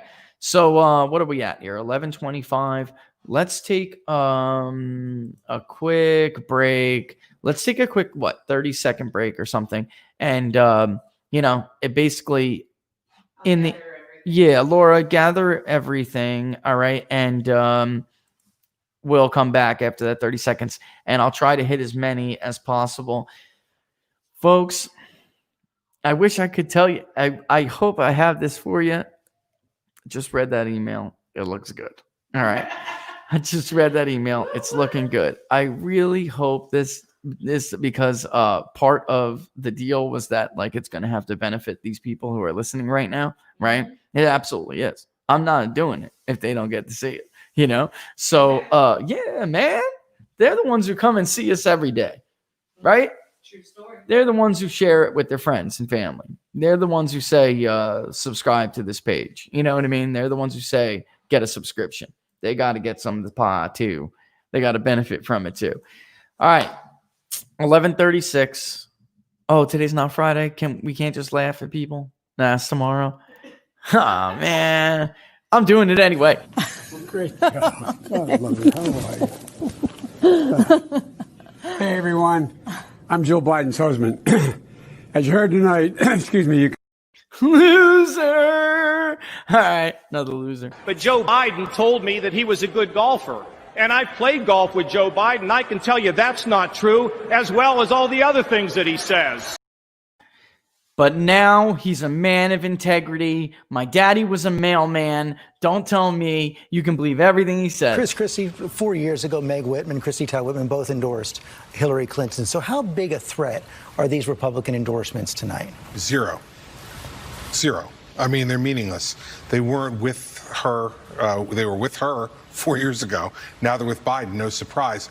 And John Kasich, just to show you where John Kasich's standing is in the Republican Party, when he was the only Republican governor left on the stage in 2016, Donald Trump, Ted Cruz, and John Kasich, the three candidates left. Do you know how many Republican governors of his colleagues, his sitting colleagues at the time, endorsed John Kasich? Zero. And the reason they didn't endorse him is because he's a backstabber and he's an untruthful guy. And so tonight, Republicans are going to look at that and go, you can have him. Please believe me. Give us a break. Get him out of our party. You take him for a little while. Because on top of all that, I've worked with John a lot. He's exhausting. Joe Biden's going to be getting calls from John Kasich. He's going to want to change his phone number. That is so true. Anybody, you can have him.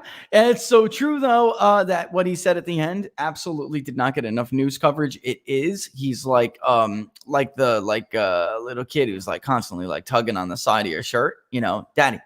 That's the way he is, but look, his daddy was a mailman and he's telling you he knows honesty when he sees it. And Joe's just going to work so hard for this is such a joke. If Joe remembers that he's in the White House, he may forget. good afternoon, everyone. Welcome to Kingswood Community Center. Actually, that's the one down I used to work. As a joke. It was a joke. It was a joke. You're a joke, man. That wasn't a joke, and everybody knows it, right? But that's all right, because he picked Kamala Harris, and Kamala's going to carry this thing, unless, of course, she meets any resistance. Hey, Mike, Mr. Vice President, take cue. Senator Harris says she's proud of her record as a prosecutor and that she'll be a prosecutor president. But I'm deeply concerned about this record. There are too many examples to cite, but she put over 1,500 people in jail for marijuana violations and then laughed about it when she was asked if she ever smoked marijuana. She blocked evidence that would have freed an innocent man from death row until the courts forced her to do so. She kept people in prison beyond their sentences to use them as cheap labor for the state of California. And she fought to keep cash bail system in place. That impacts poor people in the worst kind of way. When you are in a position to make a difference and an impact in these people's lives, you did not. And worse yet, in the case of those who were on death row, innocent people, you actually blocked evidence from being revealed that would have freed them until you were forced to do so. There is no excuse for that. And the people who suffered under your reign as prosecutor, you owe them an apology. Oh, that was brutal. Her, and what I mean, I got a ton of trolls after it, but what the president retweeted that I wrote the other day on Twitter was about this, right? What I'm about to say. So after she attacked Joe Biden for being a racist, that little girl is me. All right. After she did that, you worked with racists and you stopped busing, and which, by the way, as a matter of public policy, was bipartisan, not in dispute, was a bad policy. Okay, what she's talking about, it just was. And he didn't oppose busing. He opposed the federal government, running the show. So anyway, that was not good for like the people of Florida. That was where she started to dive, because actually among some older, whiter voters in Florida, they did kind of like Joe Biden, or not like him, but like him, like they liked Bill Nelson. Okay, which didn't help Bill Nelson. But I mean, that kind of affinity. So that hurt her really bad. And then once Tulsi delivered the death blow in that exchange, it was over. And what I tweeted and the president retweeted is absolutely true. She was the most unlikable, top tier candidate in the Democratic field this cycle. And he picked her. I don't know, folks. I'm not seeing the strategy here. And looking at these polls, I've never seen anybody go down or lose a 4-point lead in the state of Minnesota during their convention, or any state for that matter. I've never seen them lose a 4-point lead. I've never seen their opponent take off the way Trump took off in last night's tracking. All right. So, Joe's going to have to knock it out of the park tonight. He's going to have to, and even that, I'm just not sure. Ultimately, elections are decided on fundamentals. And if Trump gets over the COVID hump and the economy is looking like it's on the rebound, they just spent all last night saying, elect Joe Biden, he'll turn around the economy, did it before. That's a fraud, and we all know it. They took office and assumed office when the Great Recession was almost over. So the American Recovery and Reinvestment Act was a waste of money. Even as Barack Obama admitted, there wasn't that many shovel-ready jobs out there. In fact, there are studies that show that the Stimulus Act, the American Recovery and Reinvestment Act, otherwise, known in popular culture as the Stimulus Act, actually prevented private sector jobs. It blocked them. So it hurt the growth of the private sector, which is obviously most of the economy. So that's a fraud in and of itself. But it will kneecap his entire argument. The one argument they even made yesterday. Finally, they made an argument, but after the overwhelming theme is just hate Trump and be afraid. That was the only argument they made, and it won't even hold up. It won't hold water. All right. So, one thing I'd like to, we'll do it after the break, and then I'll take your questions. All right. Just 30 seconds anyway. All right. So look, folks, before we go, don't forget to subscribe to the channel on YouTube. Okay. People's Funded Daily on YouTube. Excellent subscription jobs. And also don't forget to like the page on Facebook if you have a Facebook account. We neglected that Facebook account far too long because Twitter was the driver of our stories. And we got to bump that up. We're in the newsfeed index now. And the only way we're getting that blue check is if we get more followers or likes, whatever. All right. And then, of course, the best way to support the show is to subscribe to People's Funded Daily, which you can do by going to ppdnews.us/subscribe. ppdnews.us/subscribe. And for those of you who have done so, we love you for it. Definitely an uptick since the start of the show. All right. And we're going to fully migrate to the new thing soon so we can have, I want more bells and whistles, folks. I want more bells and whistles. This is a great platform, but we're outgrowing it. And we're outgrowing it because of you, and especially if we're going to be swimming in data to show you over the next 2 months. All right. So here it is. Here's the break. We'll be back in 30 seconds.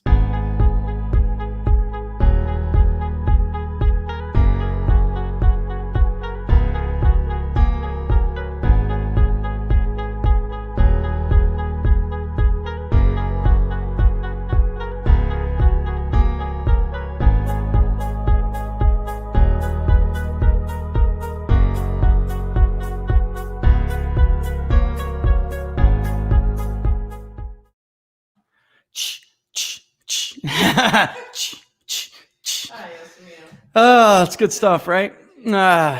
Welcome back from our 30-second break that I take to drink water and did not use to drink water. I used it to drink a cup of coffee. All right.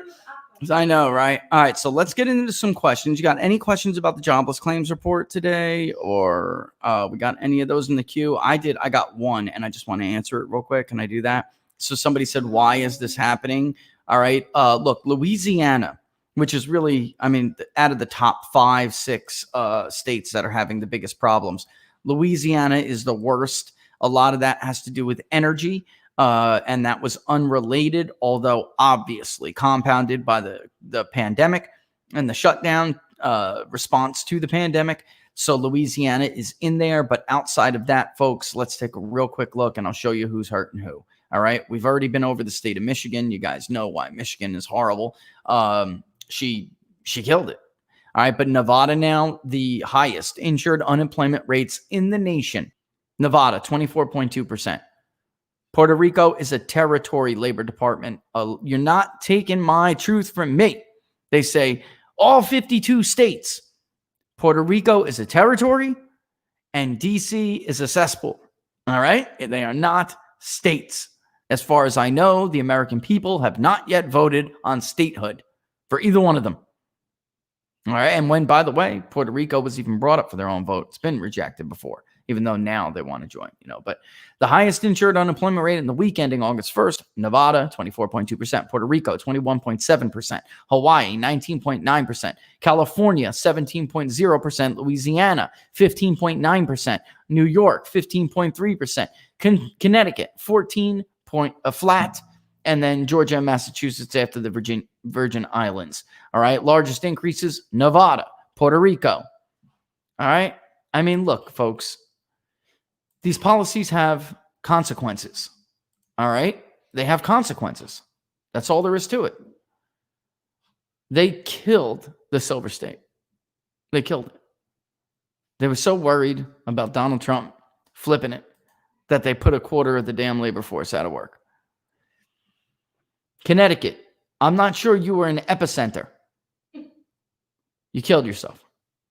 There are some states, too, that are actually so bad, but it's lagging data, and that you could see it pop in the start. But there are those very usual suspects that keep hurting the national numbers week after week after week. New York, Connecticut, California. New York and California being obviously huge for the national numbers. Their stupidity, their draconian policies, and their political desire to hurt Donald Trump are hurting their citizens, and they don't care. It's that simple. They don't care.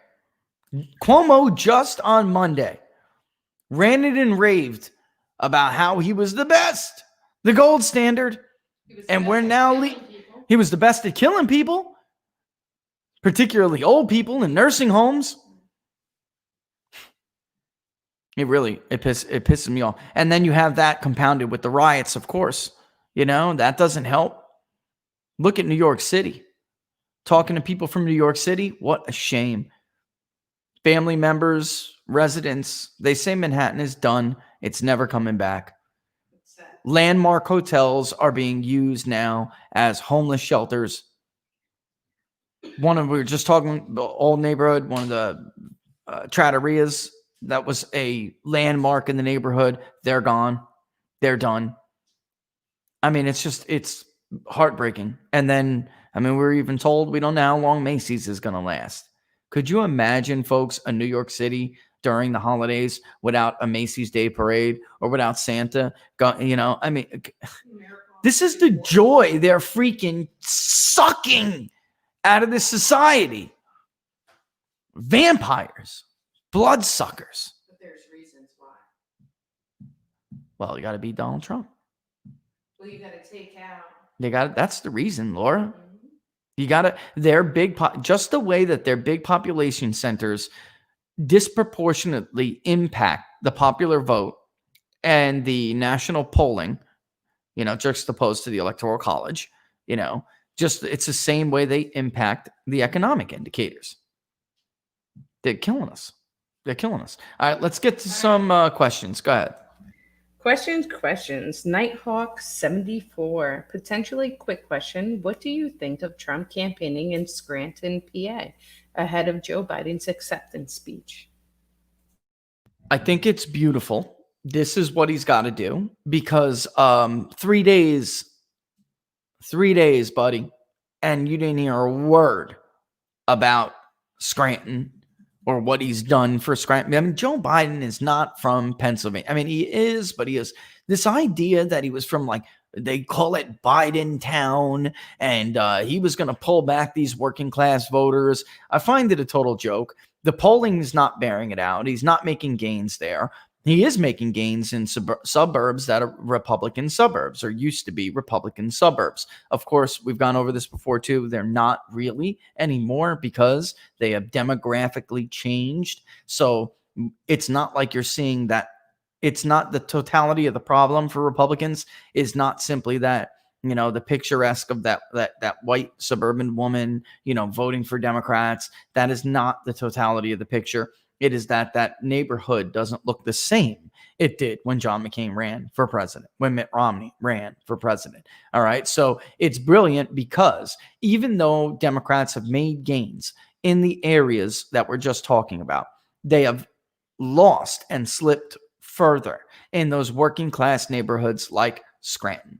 And there was a little blip in Luzerne, but for the most part in Luzerne County as a whole, that has gotten more Republican. Erie County, which I make a big deal about. If you guys listen to the show, you know why. Erie County went for Biden and Obama by 16 points. Donald Trump flipped it. It looks like big gains in Erie County. And what does it mean net statewide? Net statewide, Democrats have lost 185,000 registered voters. All right. That is the tightening margin. I mean, so Republicans have gained, Democrats have lost. The overall advantage statewide has been a slip of 185,000 registrations. That's a big deal. It's it just is. If you just open up the voter file in Pennsylvania, it looks very ugly for Republicans. How Donald Trump won it was by winning a certain group that traditionally votes Democrat, not by holding the Romney coalition, because he didn't hold the Romney coalition. Toomey did. Mostly, he did, and he still almost lost his state. The only thing that pulled Toomey over the finish line were those traditional voters that went to Trump, those traditional Obama voters that went to Trump and decided, you know what, I think it's best if we just give Trump as many Republicans in Congress as we can to get things done. Let's help. I'm doing this to support Donald Trump. I'm not doing it to support the Republican Party. So Trump's focus on Biden town, Scranton, is a great move. In fact, what he's been doing the entire week to counter, to go to Minnesota earlier 2 days ago, and while they're talking about all this other crap that is, targeted toward the woke mob and upper crust liberals, Donald Trump goes and speaks to minority business owners who have had their lives literally set on fire. Do you think Minnesota's attainable? Absolutely. Absolutely. I have been, and if you go to People's Pundit Daily, I have been on this Minnesota kick for a long time. And somebody like a Donald Trump is the candidate that can flip Minnesota. And he would have last time. He would have if Larry Schweikert would have leaked our polling to them sooner. Larry, I didn't know he was going to do that, but he did. Speaking of Steve Bannon, that's who we gave it to. And then they went and they had that rally. But yeah, he could, because Minnesota it is Democratic, but it's not traditional Democrats. We're not talking about diehard. They have a very long history that is rooted in populism. The state Democratic Party, go look at their name. It is not the DNC. They remain autonomous from them, and they are keeping the roots of their populism, because that is what can shift the state. Now, the state has been demographically changed as well over years. And in the article, Blue State Blues, Minnesota is now a battleground state, that I wrote in 2016 when everyone was saying that Donald Trump was headed for a landslide. We said, it's a 2-point race. And here's why it's a 2-point race. And in fact, Trump would have been leading if it was the Minnesota that almost went for Ronald Reagan. If it was the Minnesota that was tight for Bush. If it was the Minnesota that John McCain was going to make a play for. If it was demographically either of those Minnesotas, Donald Trump would have carried it pretty handily. But it's not anymore. So it was a 2-point loss. So if he gets above, he's got to not only hold those working class numbers. He's got to not only do that. If he increases them a little bit, and then in our polling, the issue he had was that he really just couldn't get above 46% in the Twin City suburbs. If he gets over the hump, that 46, 47, really, what's it called? The Tribune they got out there. Their last poll had it tight. Biden's still leading, but Donald Trump was at like 52 in the Twin City suburbs. If he's at 52 in the Twin City suburbs, he's got a real shot. I mean, a real shot. That means he's not going to bleed support in the other places he needs to hold it from his 2016 levels. He's, so yeah, it's obtainable. It absolutely is. And he's making a real play for it. And pre-pandemic, I'll go farther. Pre-pandemic, Donald Trump was going to take Minnesota. He was going to do it. The one state that bucked the country in 1984. And along with Wisconsin, the one state that bucked 88. 2 states bucked 88. All right. Who wants to know, is Biden spending anything in Minnesota? Yeah, they are starting to defend it now. They had a bit of a panic about 2 months ago. Again, before COVID really started to hurt Donald Trump, it looked good for him. And the party had been screaming. And it was only until about 2 months ago that they started to take the state party had been screaming. And it was only about 2 months ago that they started to take it seriously, because there is a Trump ground presence there now. There was not before. He was on the airwaves before. I don't think he still is now. He may be again, but they were making a very heavy push for it. And the state party was yelling at the national party and saying, he's going to flip this damn state if you don't do something about it. Polling is notoriously bad in the state. It is, especially when it's going to be close. It's notoriously bad. Trump underperformed significantly. I mean, his polling he overperformed his polling significantly. And that's happened before. Bush did it twice. So, the polling tends to lean Democratic in Minnesota. But yeah, I would go even further. I would say that, pre-pandemic, he was going to take that puppy lower. He was. And New Hampshire is also looking like a potential pickup if this thing starts going. It just is. I mean, yeah, there's reasons for that. That's really, with only 12 minutes left, that's a whole episode. Barnes and I did get into it a little bit, though. All right, your next question. My next question, Lamp Crow, what would it take for Dems to stop their obsession with cosmopolitan identity politics, wokeness, and moderate? Would they just have to be beaten really badly to get the memo nobody likes it? So typically when a party gets thrashed the way they did in 2016, and it's a total shock, like, oh my God, typically they will do an autopsy. And the Democrats did do an autopsy, but much like 2012, they read into it completely wrong. Like RNC, they thought they lost because of Hispanic voters. It wasn't true. They thought that their path would be to pander and go after very typical battleground states that are no longer really in their grasp. The answer was not that. The answer was to go through the Rust Belt with working class voters, and that will naturally increase your share of the electorate anyway, because guess what? Hispanics and blacks work too. There are work, they have lower participation rates often than Asian and whites, but they still work. So there's crossover support.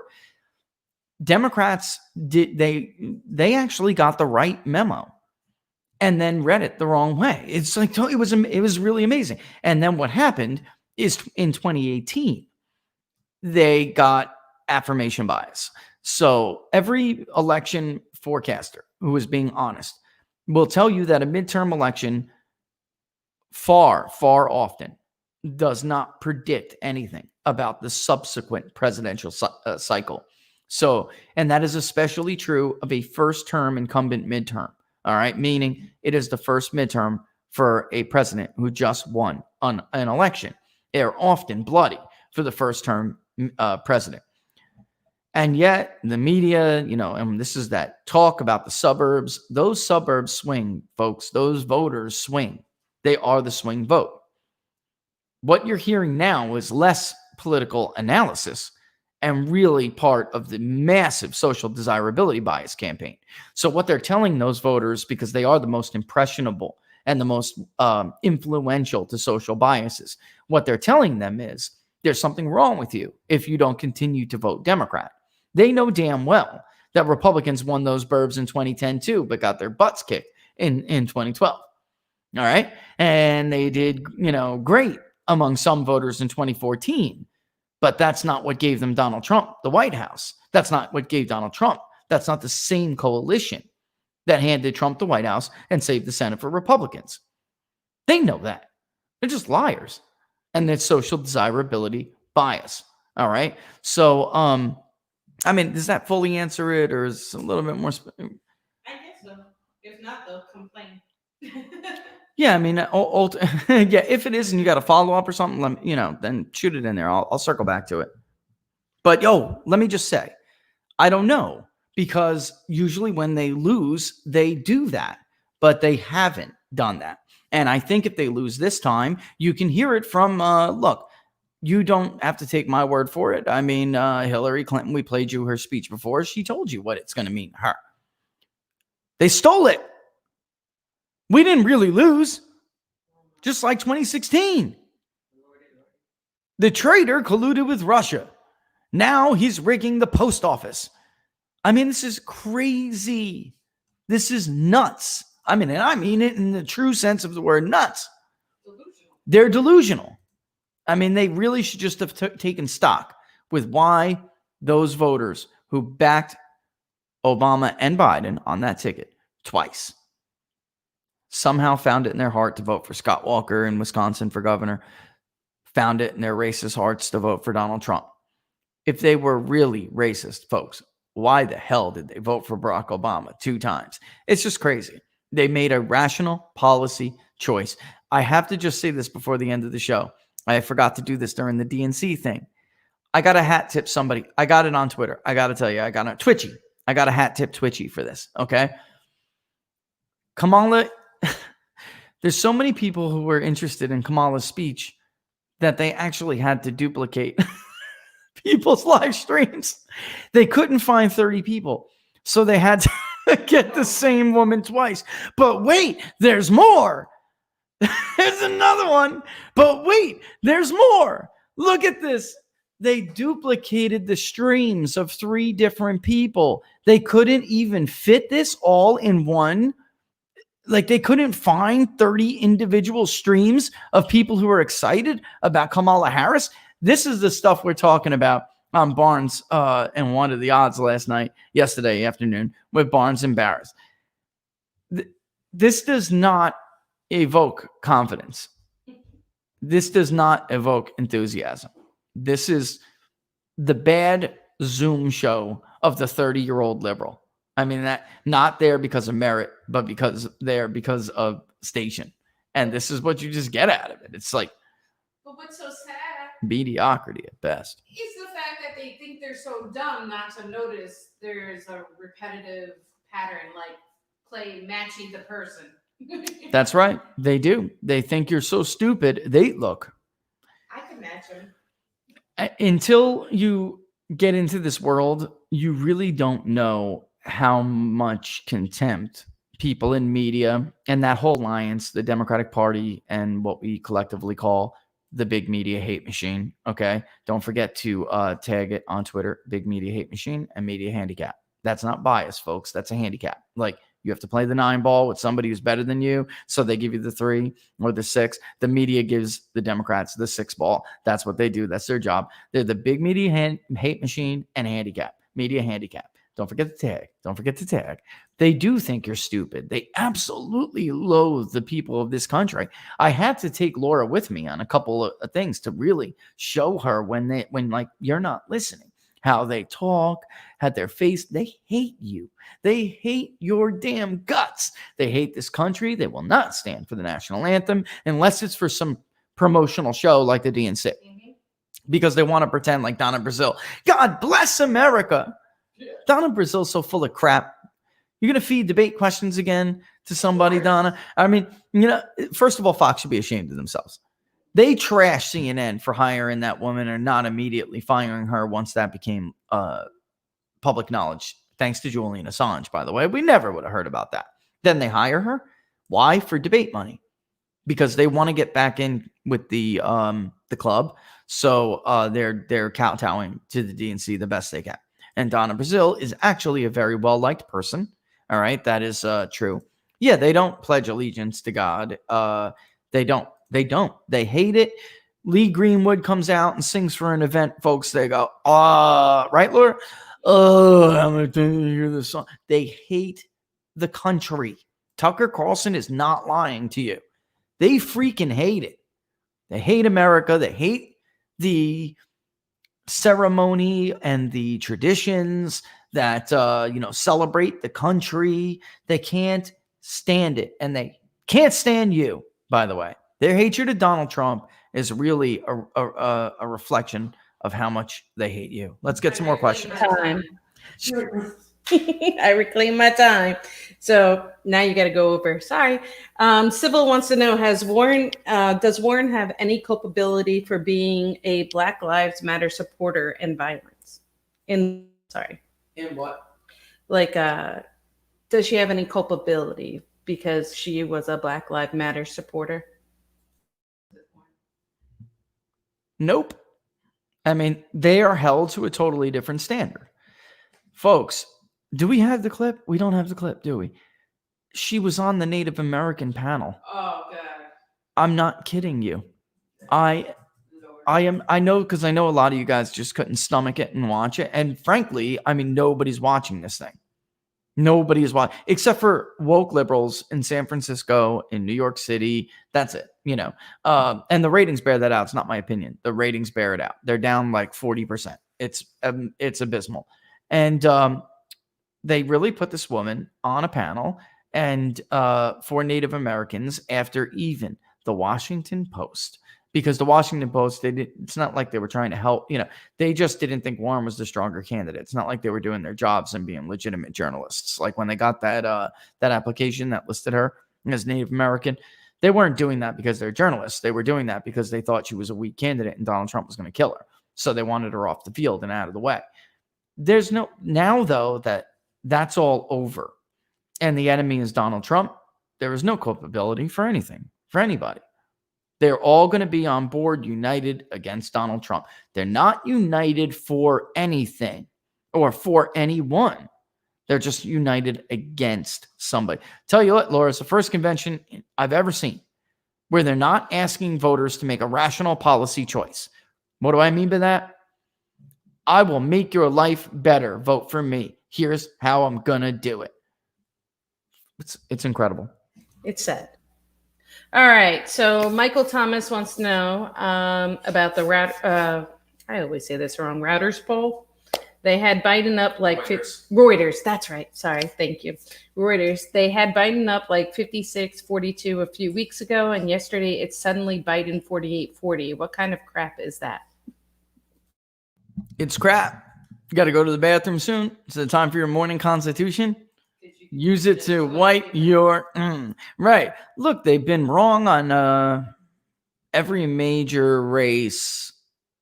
They even were wrong. I mean, look, they had Beto winning Texas. Yes, it was close, but it wasn't even close because of what they internally showed. As far as I know, YouGov is not a voter file sourced online panel. Reuters is a big online panel. They poll for a lot of people, and the company is Ipsos that conducts the poll for Reuters, the same one that partnered with the Virginia Center for Politics in 2018 to blow just about every significant race they polled. Florida, way off, like 9 points. Donnelly, way off. Missouri, way off. Tennessee, way off. Beto is not Senator Francis Beto O'Rourke.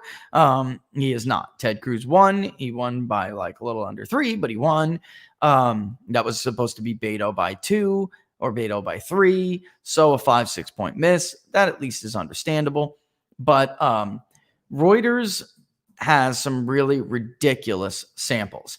And when it tells me when they pack those large samples of independents, what they're really doing is stuffing too many liberal-leaning independents into the independent sample. And I don't know if you guys remember from yesterday, but I showed you it would take so long to query the database.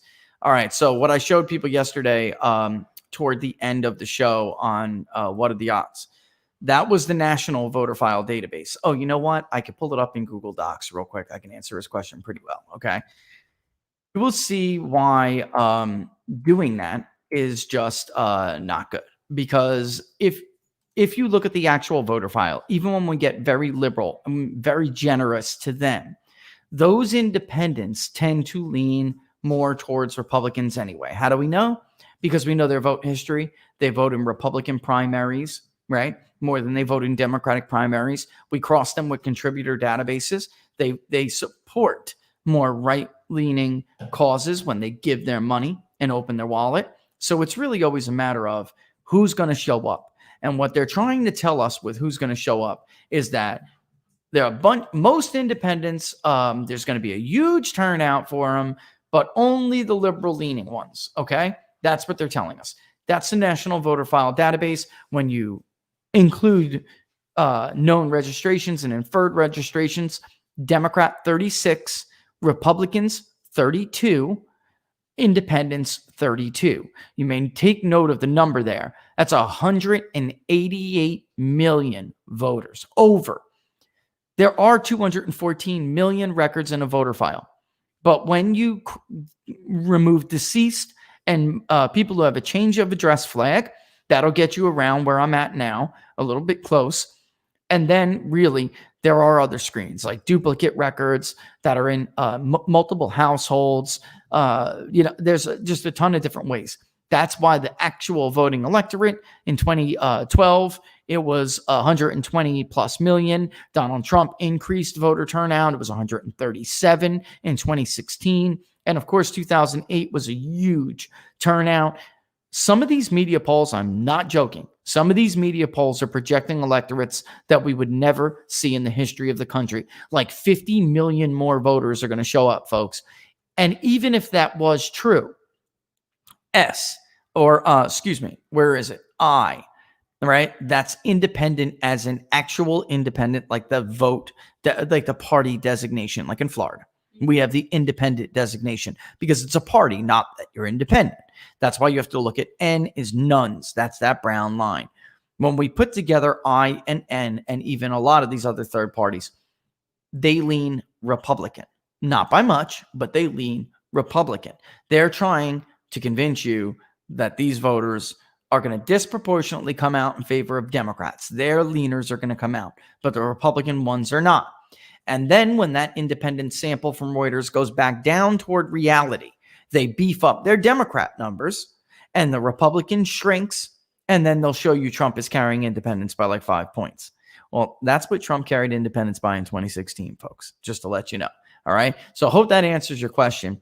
Watch that spread. The bottom line is it all is stemming from the fact that they're not deduping against voter files to make sure that they are geographically representative of the electorate. They all try to post stratify and make all these cool little words, terminologies that for nerds like me, it's nerd speak for we don't really have a good voter file deduped sample. It costs more money. That's number one. Number two, they keep getting the results they want.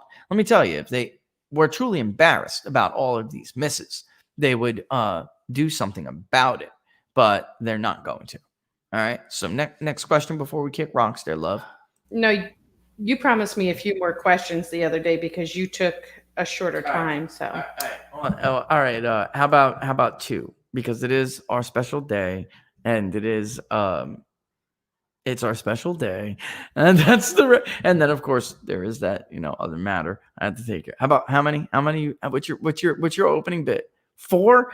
4. Let me get 4. Let me see 4 questions. Let me get another dude. All right, I'll give you 4. I'll give you 4. You know why, folks? It's our special day. All right. Spy the Liar said had a question for you. Where'd it go? It ran away. There it goes. What does Richard think about Washington State's political outlook in the near future, given the riots, etc., and the impacts they've had on a very liberal constituency? That's a really good question. I mean, I can certainly see Rossi's old seat flipping back. I mean, I've actually seen internal and public polling on that. The internal was very interesting, done by a group that I know. And in the end, it did look like it was absolutely in play. Washington, however, is very liberal. It is a state that you would think, well, demographically, why can't Republicans make gains there? You have to put work in when you have such a traditionally leaning voting group. So just like Democrats, there are states that they could make some gains in, and they're better at it than we are. They take the time to go in there and actually do the legwork and make it happen. There's two things that would keep a state like Washington out of reach for Republicans as a whole. One is the disproportionate share of the voting electorate statewide. All right. It's very rural outside of one major area, that's disproportionately a large share of the vote. And then two, it's the ideological lean of the state. So it's very liberal. It would take some time. Can I see it voting to the right of where it voted before in the wake of everything that's going on? Absolutely. I don't see it flipping. I do see something like Rossi's old seat being put back into play, though. Okay. In the end, if you look at Washington State in the voter file, it's a funny state. It actually looks like there are more Republicans than Democrats. All right. I swear it's true. There are more people who participate in Republican primaries over the last 10 years, I'm talking about, than Democrat. And then you have this huge chunk of independent vote that is sometimes like nearly half of the damn electorate. So Democrats are like 25% known partisans. And then you have inferred Republicans that are like 28%. The reason why Republicans can't make any gains is because it's so young and liberal in that unknown area. So they would have some work to do. They really would. I absolutely can see it voting to the right of where it has voted in the past, but I only think that means that we're talking about Rossi's seat being back in play or his old seat he lost, being back in play. I don't see, states like that are that liberal in the short term, flipping. I just don't see it. Too liberal. Too young. Too young, yeah. All right, so Adam, I'm so sorry, Wastovich, I butcher your name every time. What do voters care more about, national unemployment numbers or their states? That's a really, really great, fantastic question. When we were designing the model, it looked like to us that the national numbers had more predictive value, right? So it led us to believe at first, well, maybe it's the national numbers. They care about both is the answer. However, then there was a little bit of a nugget in 2014 when we were doing the model in 2014. And it's honestly, I'm like a little embarrassed this didn't slip by us before, Laura. But there was only data for the states going back for the series a certain time. So we weren't really able to gauge such a long time span. We do now think that the state probably does have more of a weight. However, it's easier to make a case and make a narrative out of the national numbers. So, for instance, the state of Nevada. All right, right? I just did Nevada. I said it right the first time. Nevada. I think I got tricked the other day. That one is so bad. It's in such bad shape that it would take a big national rebound to make a voter think to themselves, well, you know, the country is headed in the right direction. It also depends on what election you're talking about, right? So all politics are local. All famous saying by Tip O'Neill. In gubernatorial elections, it almost doesn't matter at all about the national electorate. It just doesn't, you know. And then senatorial elections, very, very different. So it matters how, you know, what office we're talking about, because of course they can only impact that policy in that sphere. So a senator is national public policy. A gubernatorial election is the governor, and they can only impact statewide policy. So it matters depending on different races. And in a presidential election cycle, they both matter. And it depends. I would argue it depends on the gravity of the state situation, right? But if they see the national turning around, or at least doing better, then it can outweigh some of the damage in their own state. We saw that in 2012, right? Some states were not doing great. Battleground states had, some of them were disproportionately in better shape than the others. So Obama was able to make that case. So it really, I mean, they both matter, but it does depend on the state itself, right? Like Michigan, they took their state over the national environment in 2012, clearly. And then they took both into consideration in 2016. But I would argue they took their state in more so, was more than the national nugs. But Obama and Hillary Clinton were making the case. The country, you know, we let it back. The case you heard last night. We let it back from the depths of the Great Recession. But Michigan was like, the hell are you talking about? We have communities hollowed out over here. We're going with Trump, right? And that is a great example of why I really do think that the state we underestimated the impact of state metrics, because series data didn't go that far back. We made very typical nerd mistake. If you don't see the numbers, you miss it. You miss the bigger picture. But yeah, it depends on the race. But at the presidential level, I would go with the state. I really would. Right. Unless the national, such a drastic change that, you know, it settles into the conscience. But we'll see. All right. Vince Locker wants to know, are there any states in play for Trump that aren't on the media's radar, or is it just the ones we all know? New Hampshire, Minnesota, and Maine are the three states where he has the best chance to pick something up. Okay. Colorado could be close, and in an election, and I'm going to tell you why. In an election where Trump does well, Colorado could be close and come right off, right at it, right under the radar. Nobody picked up on it because it's younger. And if it falls off disproportionately, and I'm talking about youth turnout, if it falls off the map disproportionately, Joe Biden can be in for a very bad night there. All right. And then also, too, that Trump's numbers among Hispanics that are increasing among those kinds of Hispanics. Colorado, in working class, in Texas, culturally conservative ones in Texas that work. Florida, which is stunning to me. The most liberal voter, Hispanic voter in Florida, would be like a Puerto Rican who lives in Orlando. However, in some other areas outside of that, working class voters who are Mexican even, and the Puerto Rican numbers stunned me. The last poll we conducted in Florida stunned me. I mean, it's not majority, but when you start creeping up on 44% among Puerto Ricans in Florida, it's it's bad news for Democrats. And I didn't actually, when we first detected that, I did not believe it that much. And I was like, you know what? We'll see how it goes. Then I started polling the race with DeSantis and with Rick Scott. And if you remember, Laura, his Puerto Rican vote share specifically for Republicans was stunningly high, and it actually helped to offset some of the losses in like Pinellas and Monroe among white voters. So you would think, oh my God, they lost Pinellas. There's no way they can carry it statewide. Nate Cohen from the New York Times was doing cartwheels on Twitter. Oh, Rick Scott and DeSantis are losing Pinellas. They're way under Donald Trump's margin. There's no way they can carry it.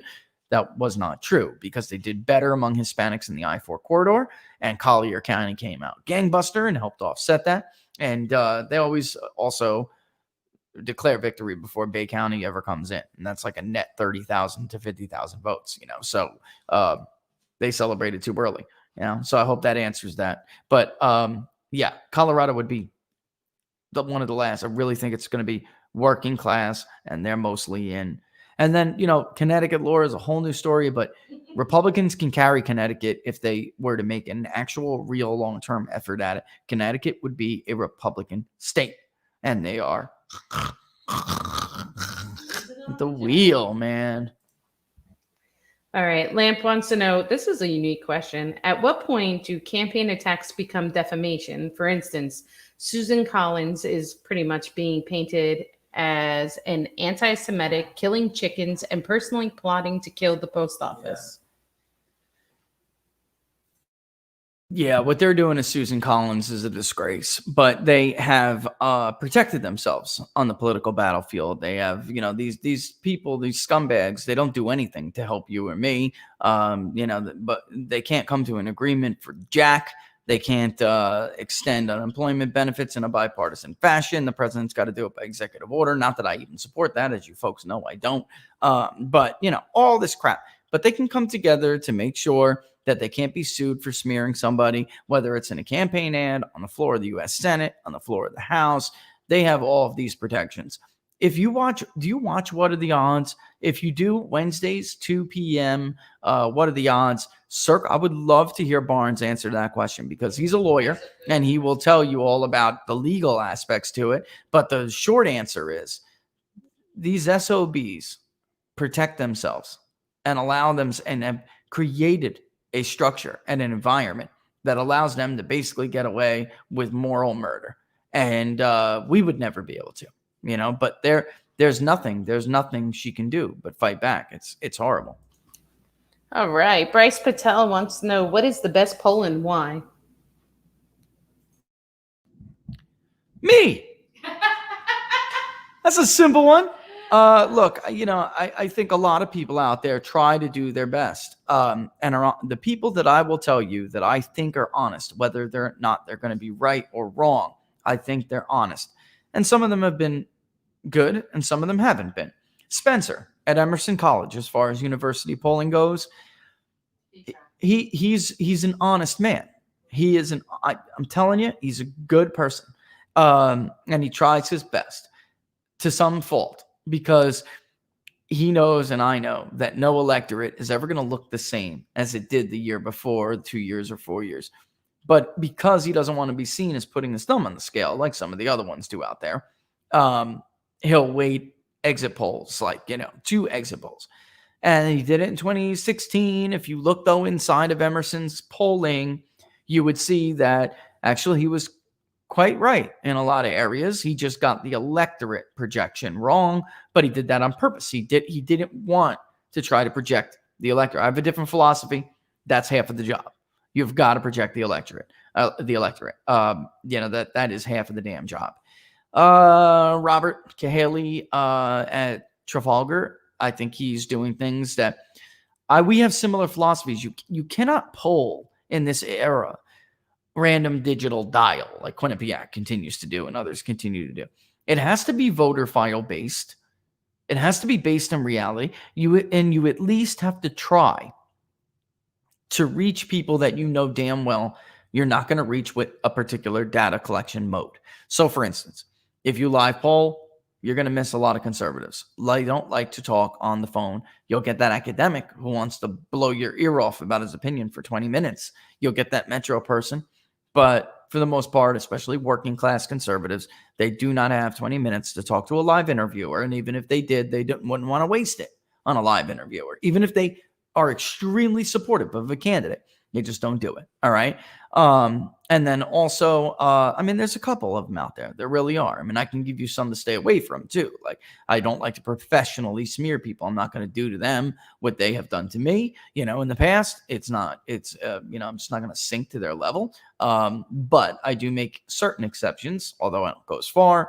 Quinnipiac, at this point, I was on Cotto Gottfried last week. He was absolutely right. If you're Floridian, if you like we are, and it is not taken as a serious poll in the state of Florida. They have been long for a very long time, and people in Florida do not take them seriously. All right, political operatives, everything.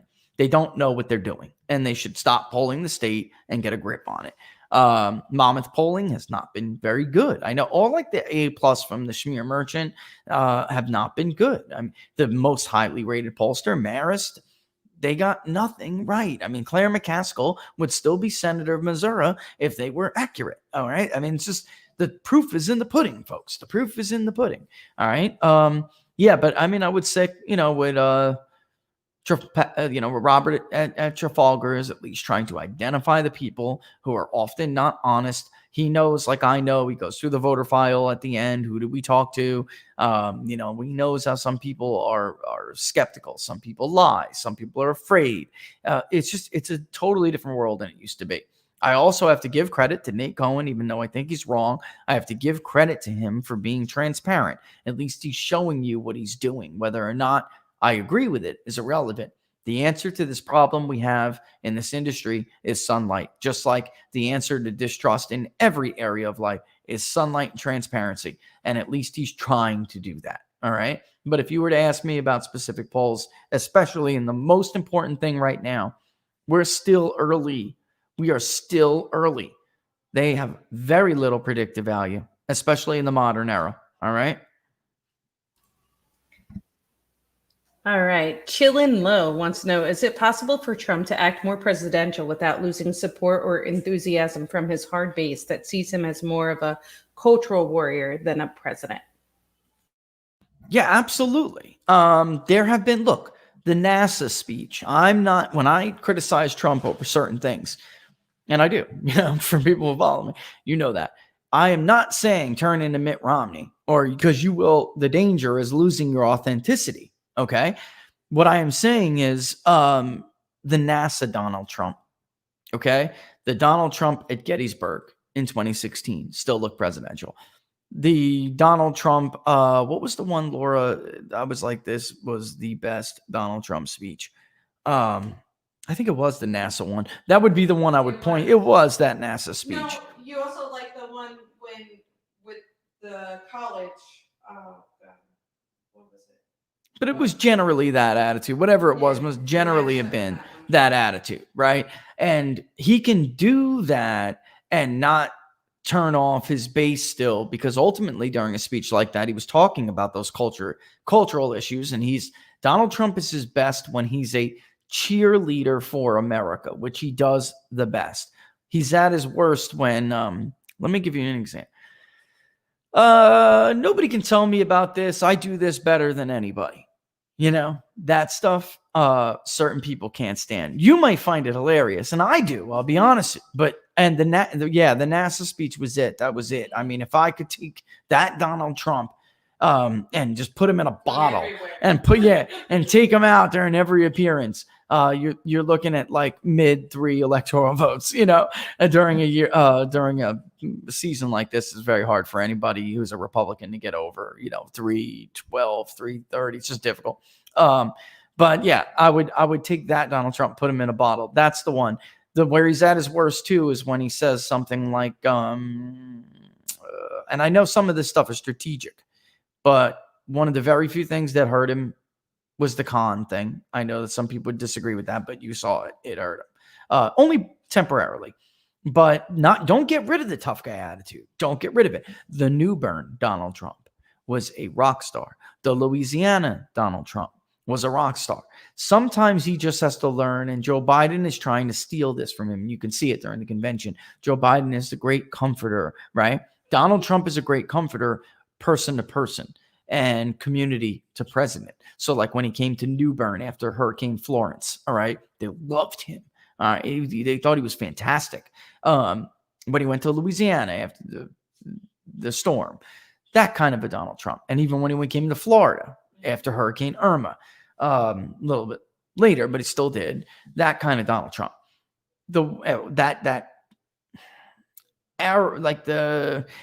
Look at an interview he'll do with Sean Hannity. When he does that crap he does with Sean Hannity, they don't like that stuff. They don't like I do this better than anybody. You remember our election was the greatest. It's not, arrogance kind of works a little bit, but there's this over to the top kind of thing that he does that is unnecessary. It's unnecessary and it hurts. And whether you find it, amusing or not, there's just so many people who don't, and so many people who would, believe me, vote Republican. And he got a lot of those people in 2016. They told us he's the better guy, so we're just going to do it anyway. But there are some, and there's a farmer in Pennsylvania the other day. There are some that just are. It's old. It's old to them, really old. All right, is that my 4? That's my 4. No, that's all your right. 4, but not my 6. Oh my God. Okay, one more. It's 12:30. We're half an hour over. 12:30. How about 2? Thank you. I win. All right. Trevor Fernandez wants to know, how is Cory Gardner looking in Colorado Senate? That's a great question. And I didn't mean to cut you off at the end. She just said race. You didn't hear it. But in the Colorado Senate, Cory Gardner is among the most, if not the most vulnerable incumbent senator on the Republican side. He's actually looking a lot stronger than I thought he'd look. I would have told you 6 months ago, even when things were good for Donald Trump, he's done. But there are some things that can happen here, like lower younger voter participation. And he has actually straddled really well, but he's still in a lot of trouble. He is in a lot of trouble. And I just also don't think he's in as much trouble as Susan Collins, at least not. I mean, Susan Collins is not in as much trouble as he is. I think some of these polls are exaggerating. She was very well liked when we polled for a group, and I had to poll Susan Collins once. We had her approval rating and favorability ratings in the 60s before the Kavanaugh thing. To hurt somebody that much is possible, of course, but Cory Gardner was never there. He was never there. So the good thing is he's very charismatic, and he is an incumbent. We'll have to see what incumbency means this year. And in 2018, it didn't mean much. There were a lot of people who retired. It was a record number of people who bailed out of running. And it was almost like that was the damn plan, Laura, to flip the House, to get it very strange right before the Mueller report. However, I'm just saying. So there was so many newer people in open seats that incumbency, the power of incumbency was greatly devalued. And we'll have to see this time if that turns out to be the case. He's in trouble. He's just not in as much. He could pull it off. It could happen. Okay, so This is the last one. Ready? Jim wants to know, can you please comment on the new airport mini rallies? How does this help Trump? How does the local media cover these in lieu of massive crowd? Tib wants to know how many overseas voters, how are they polled? Where do their vote count in DC? And somebody retracted this question. Somebody retracted this question, but I liked it. Is it proof that you don't need a candidate, but rather just a Leviathan campaign? I'm going to go backward here. That's the question this year, right? So the real question before the pandemic was, for me, there were 2. Are Democrats as independent as Republicans when it comes to picking their nominee? Meaning, will big media pick their nominee and the party pick their nominee the way it's always been? Because I hate to tell you folks, that is the way it's always been. Party rules is true. And then the party gets a lot of help from their friends in the media, which is part of the reason why party rules. All right. So one of the questions was, will Democrats declare independence from the media and the party rule the way Republicans did in 2016? Or, will they show that kind of autonomy and ability to freely think? The answer is clear. It's no. In fact, it was a resounding no. They wanted to vote for Bernie Sanders. The voter analysis is absolutely stone cold on this. It is not even close. And when I say voter analysis, Fox News, AP, and others have abandoned Edison's exit polls, and they have gone now with voter analysis, which basically is a wholesale ripoff of how we polled in 2016. Larger samples online over a longer period of time. That is what voter analysis is. And in the end, they didn't. And they were convinced and spooked by the media into voting for Joe Biden because they were ultimately convinced that Bernie Sanders could not beat Donald Trump. That is the story. Bang, right there. The second one is, and then the second question in my mind was, were voters really ready for the change that they asked for in 2016? It's been a rocky ride. It was always going to be. If you were really going to elect a person who was going to take a wrecking ball to the status quo, return power to the people, drain the swamp, all of that, you really shouldn't expect a nice, smooth ride. The status quo, the administrative state fights back. They're not just going to, you elected Donald Trump. That was a good run. We'll give up all these billions and we'll head the hell home. That was not going to happen. This was going to be a fight. This was going to be a rocky ride. And voters don't like rocking back and forth. So in the minute the man was elected, I was wondering, are they really ready for what they're asking for? The Mueller witch hunt, the Russia collusion hoax, the Ukraine-Russia 2.0 hoax, now the Postal Service. I mean, this was always going to be one fraud after another because they're trying to take their power back. They want him gone. He's not invited to the party. You did something that's like a cardinal sin. You elected somebody without their permission. All right? So that was always going to be the answer to that question. And then now it's evolved into your question, which is it really, we hold? Is it really all it takes? Some kind of like pandemic fear into a quasi-election and then like a state-run thing?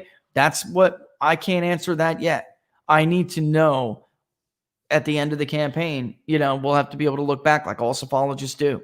I can't answer that question yet, but that is now a central question in this election that will be answered by this election. It is just like the other two. That was a really good question. Also about absentee ballot, foreign voters, overseas voters. That's a great question. We poll them online. We do. I'm sure that other people try to reach them, but we don't. We know, people simply are not going to, if they're overseas, some of them do obviously pick up the phone. We have had a much better chance reaching them when we try to reach them online. And so that answers that. And what was the first one again? I went backwards. Did the administrative state question, the one about overseas voters and how they do it. Yep. Can you comment on the mini rallies? That's it. The mini rallies. Donald Trump has done a good job, even though the media is not trying to cover it. He's done, it's got to get out somehow, alternative media and social media. All right. He's done a good job with that because all presidents have an advantage. Barack Obama was wonderful at this. He was so good at it. You would see Mitt Romney wasting all this time and all this money in Ohio or something, right? Or Iowa, a state he thought he could flip. And he would definitely saw erosion of support in Ohio. And then Barack Obama would roll in with Air Force One. And George W. Bush did it to John Kerry. All right. There's something about that, the optics of an incumbent president in front of Air Force One. It's a major optical advantage. And Donald Trump's done a good job of using it. I honestly, frankly, would have used it a lot more. He doesn't have a lot of good, or he's his best advisor at this moment. He is. I mean, I'm sorry to say it. But, you had Brad Parscale talking about unicorns like New Mexico for 6-8 months. I mean, totally steered him in the wrong direction. And if he was honestly, he would have stopped him from doing, or begged him on his hands and knees, not to betray the working class, which is what they're going to try to paint it as. I'm not saying I disagree with it or agree with it. That's not the point. simply saying how it folds and how it looks. He's done a very good job at countering them. When he went to Minnesota, they gave no attention during that convention day. They gave no attention, not a single minute towards the people who suffered as a result of the violence, right? Where was Donald Trump? Meeting with minority business owners who lost their business. And then he went in front of Air Force One and he gave them the wink and the nod, which tells people, I'm thinking about you. You're in my thoughts. I have not forgotten about you. I don't think people really understand how important that is. Yes. All right. That is what will cause a small business owner who's a Democrat, who's black and has voted Democrat for 20 years. That's what will cause her to go into the voting booth, and her sister and her aunt and her sons. All right. And that's what will do it. And then people blow it off like, oh, he's just panting. He's not.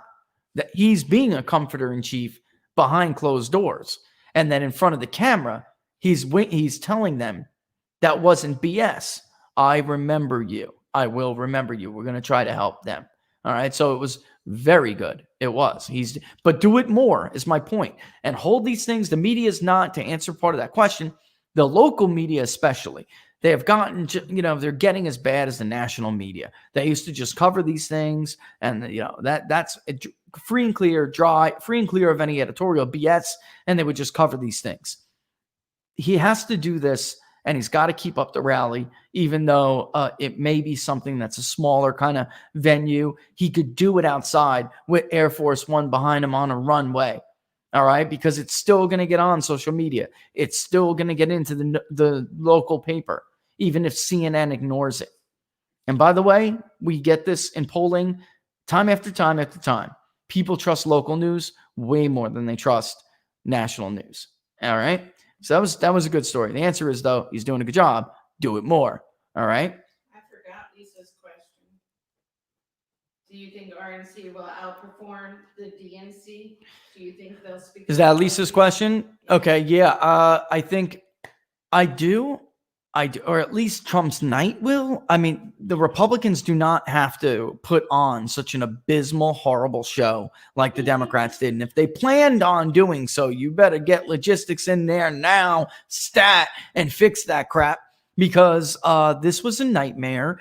I don't really care. I see some of the liberals pissed off and the thing. Look, guys, it's not my opinion. It's a nightmare. It's a nightmare. Nobody's watching it. You want to know what beat the DNC last night? It's like being clobbered by stupid shows like Desperate House or America's Got Talent or something. Crushed it. They're down 40-something%. If you look at who's watching it, you're not gaining voters. It's in the woke areas of America. Well, congratulations. You shored up the woke vote. They vote all the time anyway. So, I mean, that's kind of, you're talking to yourself is my point. You're talking to yourself. It's not a good convention. This is very, very bad. I've never seen anything like it. And I do think that Donald Trump is enough of an entertainer that he understands this is a horrible catastrophe this thing's turning into. And maybe Joe Biden will have a good speech tonight. Maybe he will. I'm not sure that I'm just not. I don't know. I'm not expecting a lot. I really don't. It's been a bad couple of days, and maybe he does do good, but then Republicans could step right on it. They could. We'll see. And I gotta think, Lisa, the answer is I'm leaning yes, because I think Trump is smart enough, being in the business he was in for as long as he was. That is not good for his brand. And Donald Trump is ultimately a great brander. That's what he is. And I can't imagine him letting his own brand take a hit like this, All right. So yeah, that's it's 12:38. Holy moly, folks. I really got to wrap out of here. Right. But I'll be back at 10 a.m. Eastern Standard Time tomorrow, and we'll go over Joe Biden's speech.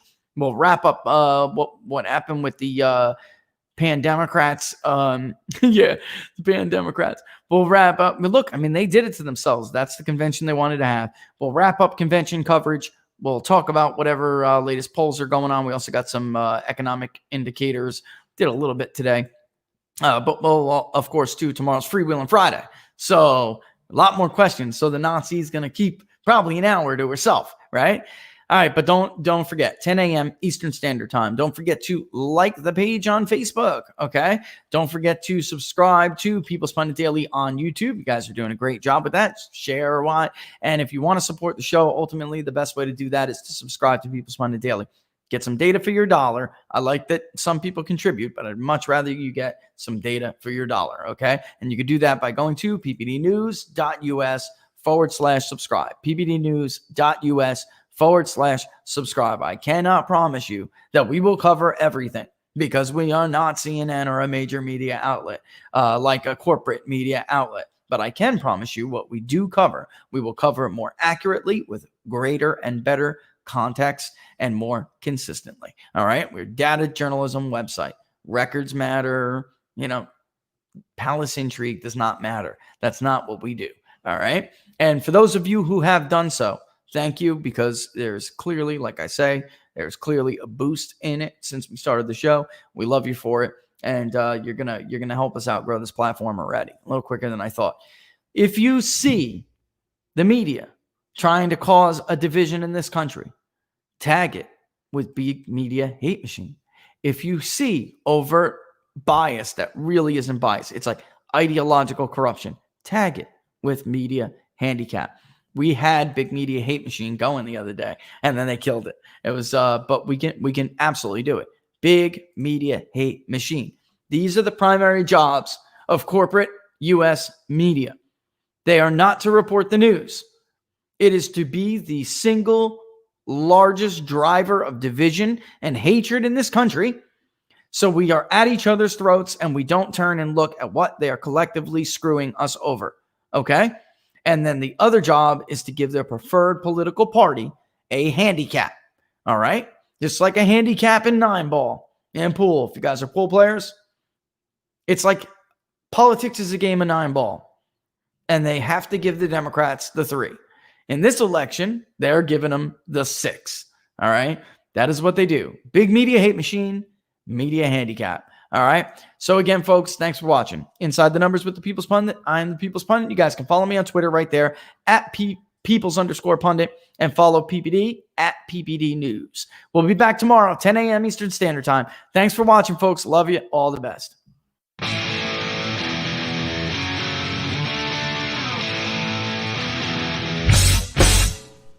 How much you wanna bet that I can get you back inside your head before the summer ends and spread a little love. Just for a little fun, I'll make you come back to me before the rise of every sun. Baby, it's meant to be. I know you got a man, but he don't understand. You're gonna be a heartbreaker. You're such a love taker. So just suck me in and you can toss me like a cigarette. 'Cause I just wanna be a bad habit, yeah.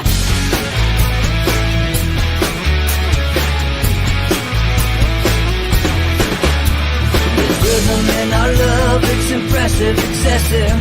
You can't make this stuff up. My chest beats, it's restless, wakes the neighbors up above.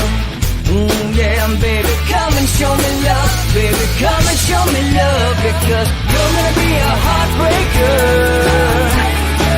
You're such a love taker.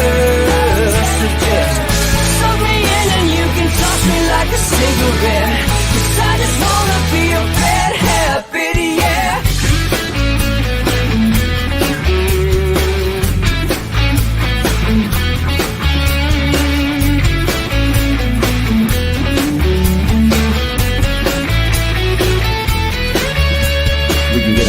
Take a one-way ride, steal us away to find a place we can hide. It wouldn't take much to spear for a night, just to give in to the need and leave it all behind. 'Cause I know that you know that I know that you want me. You told me, now show me, come blow me away. 'Cause I know that you know that I know that you want me. You told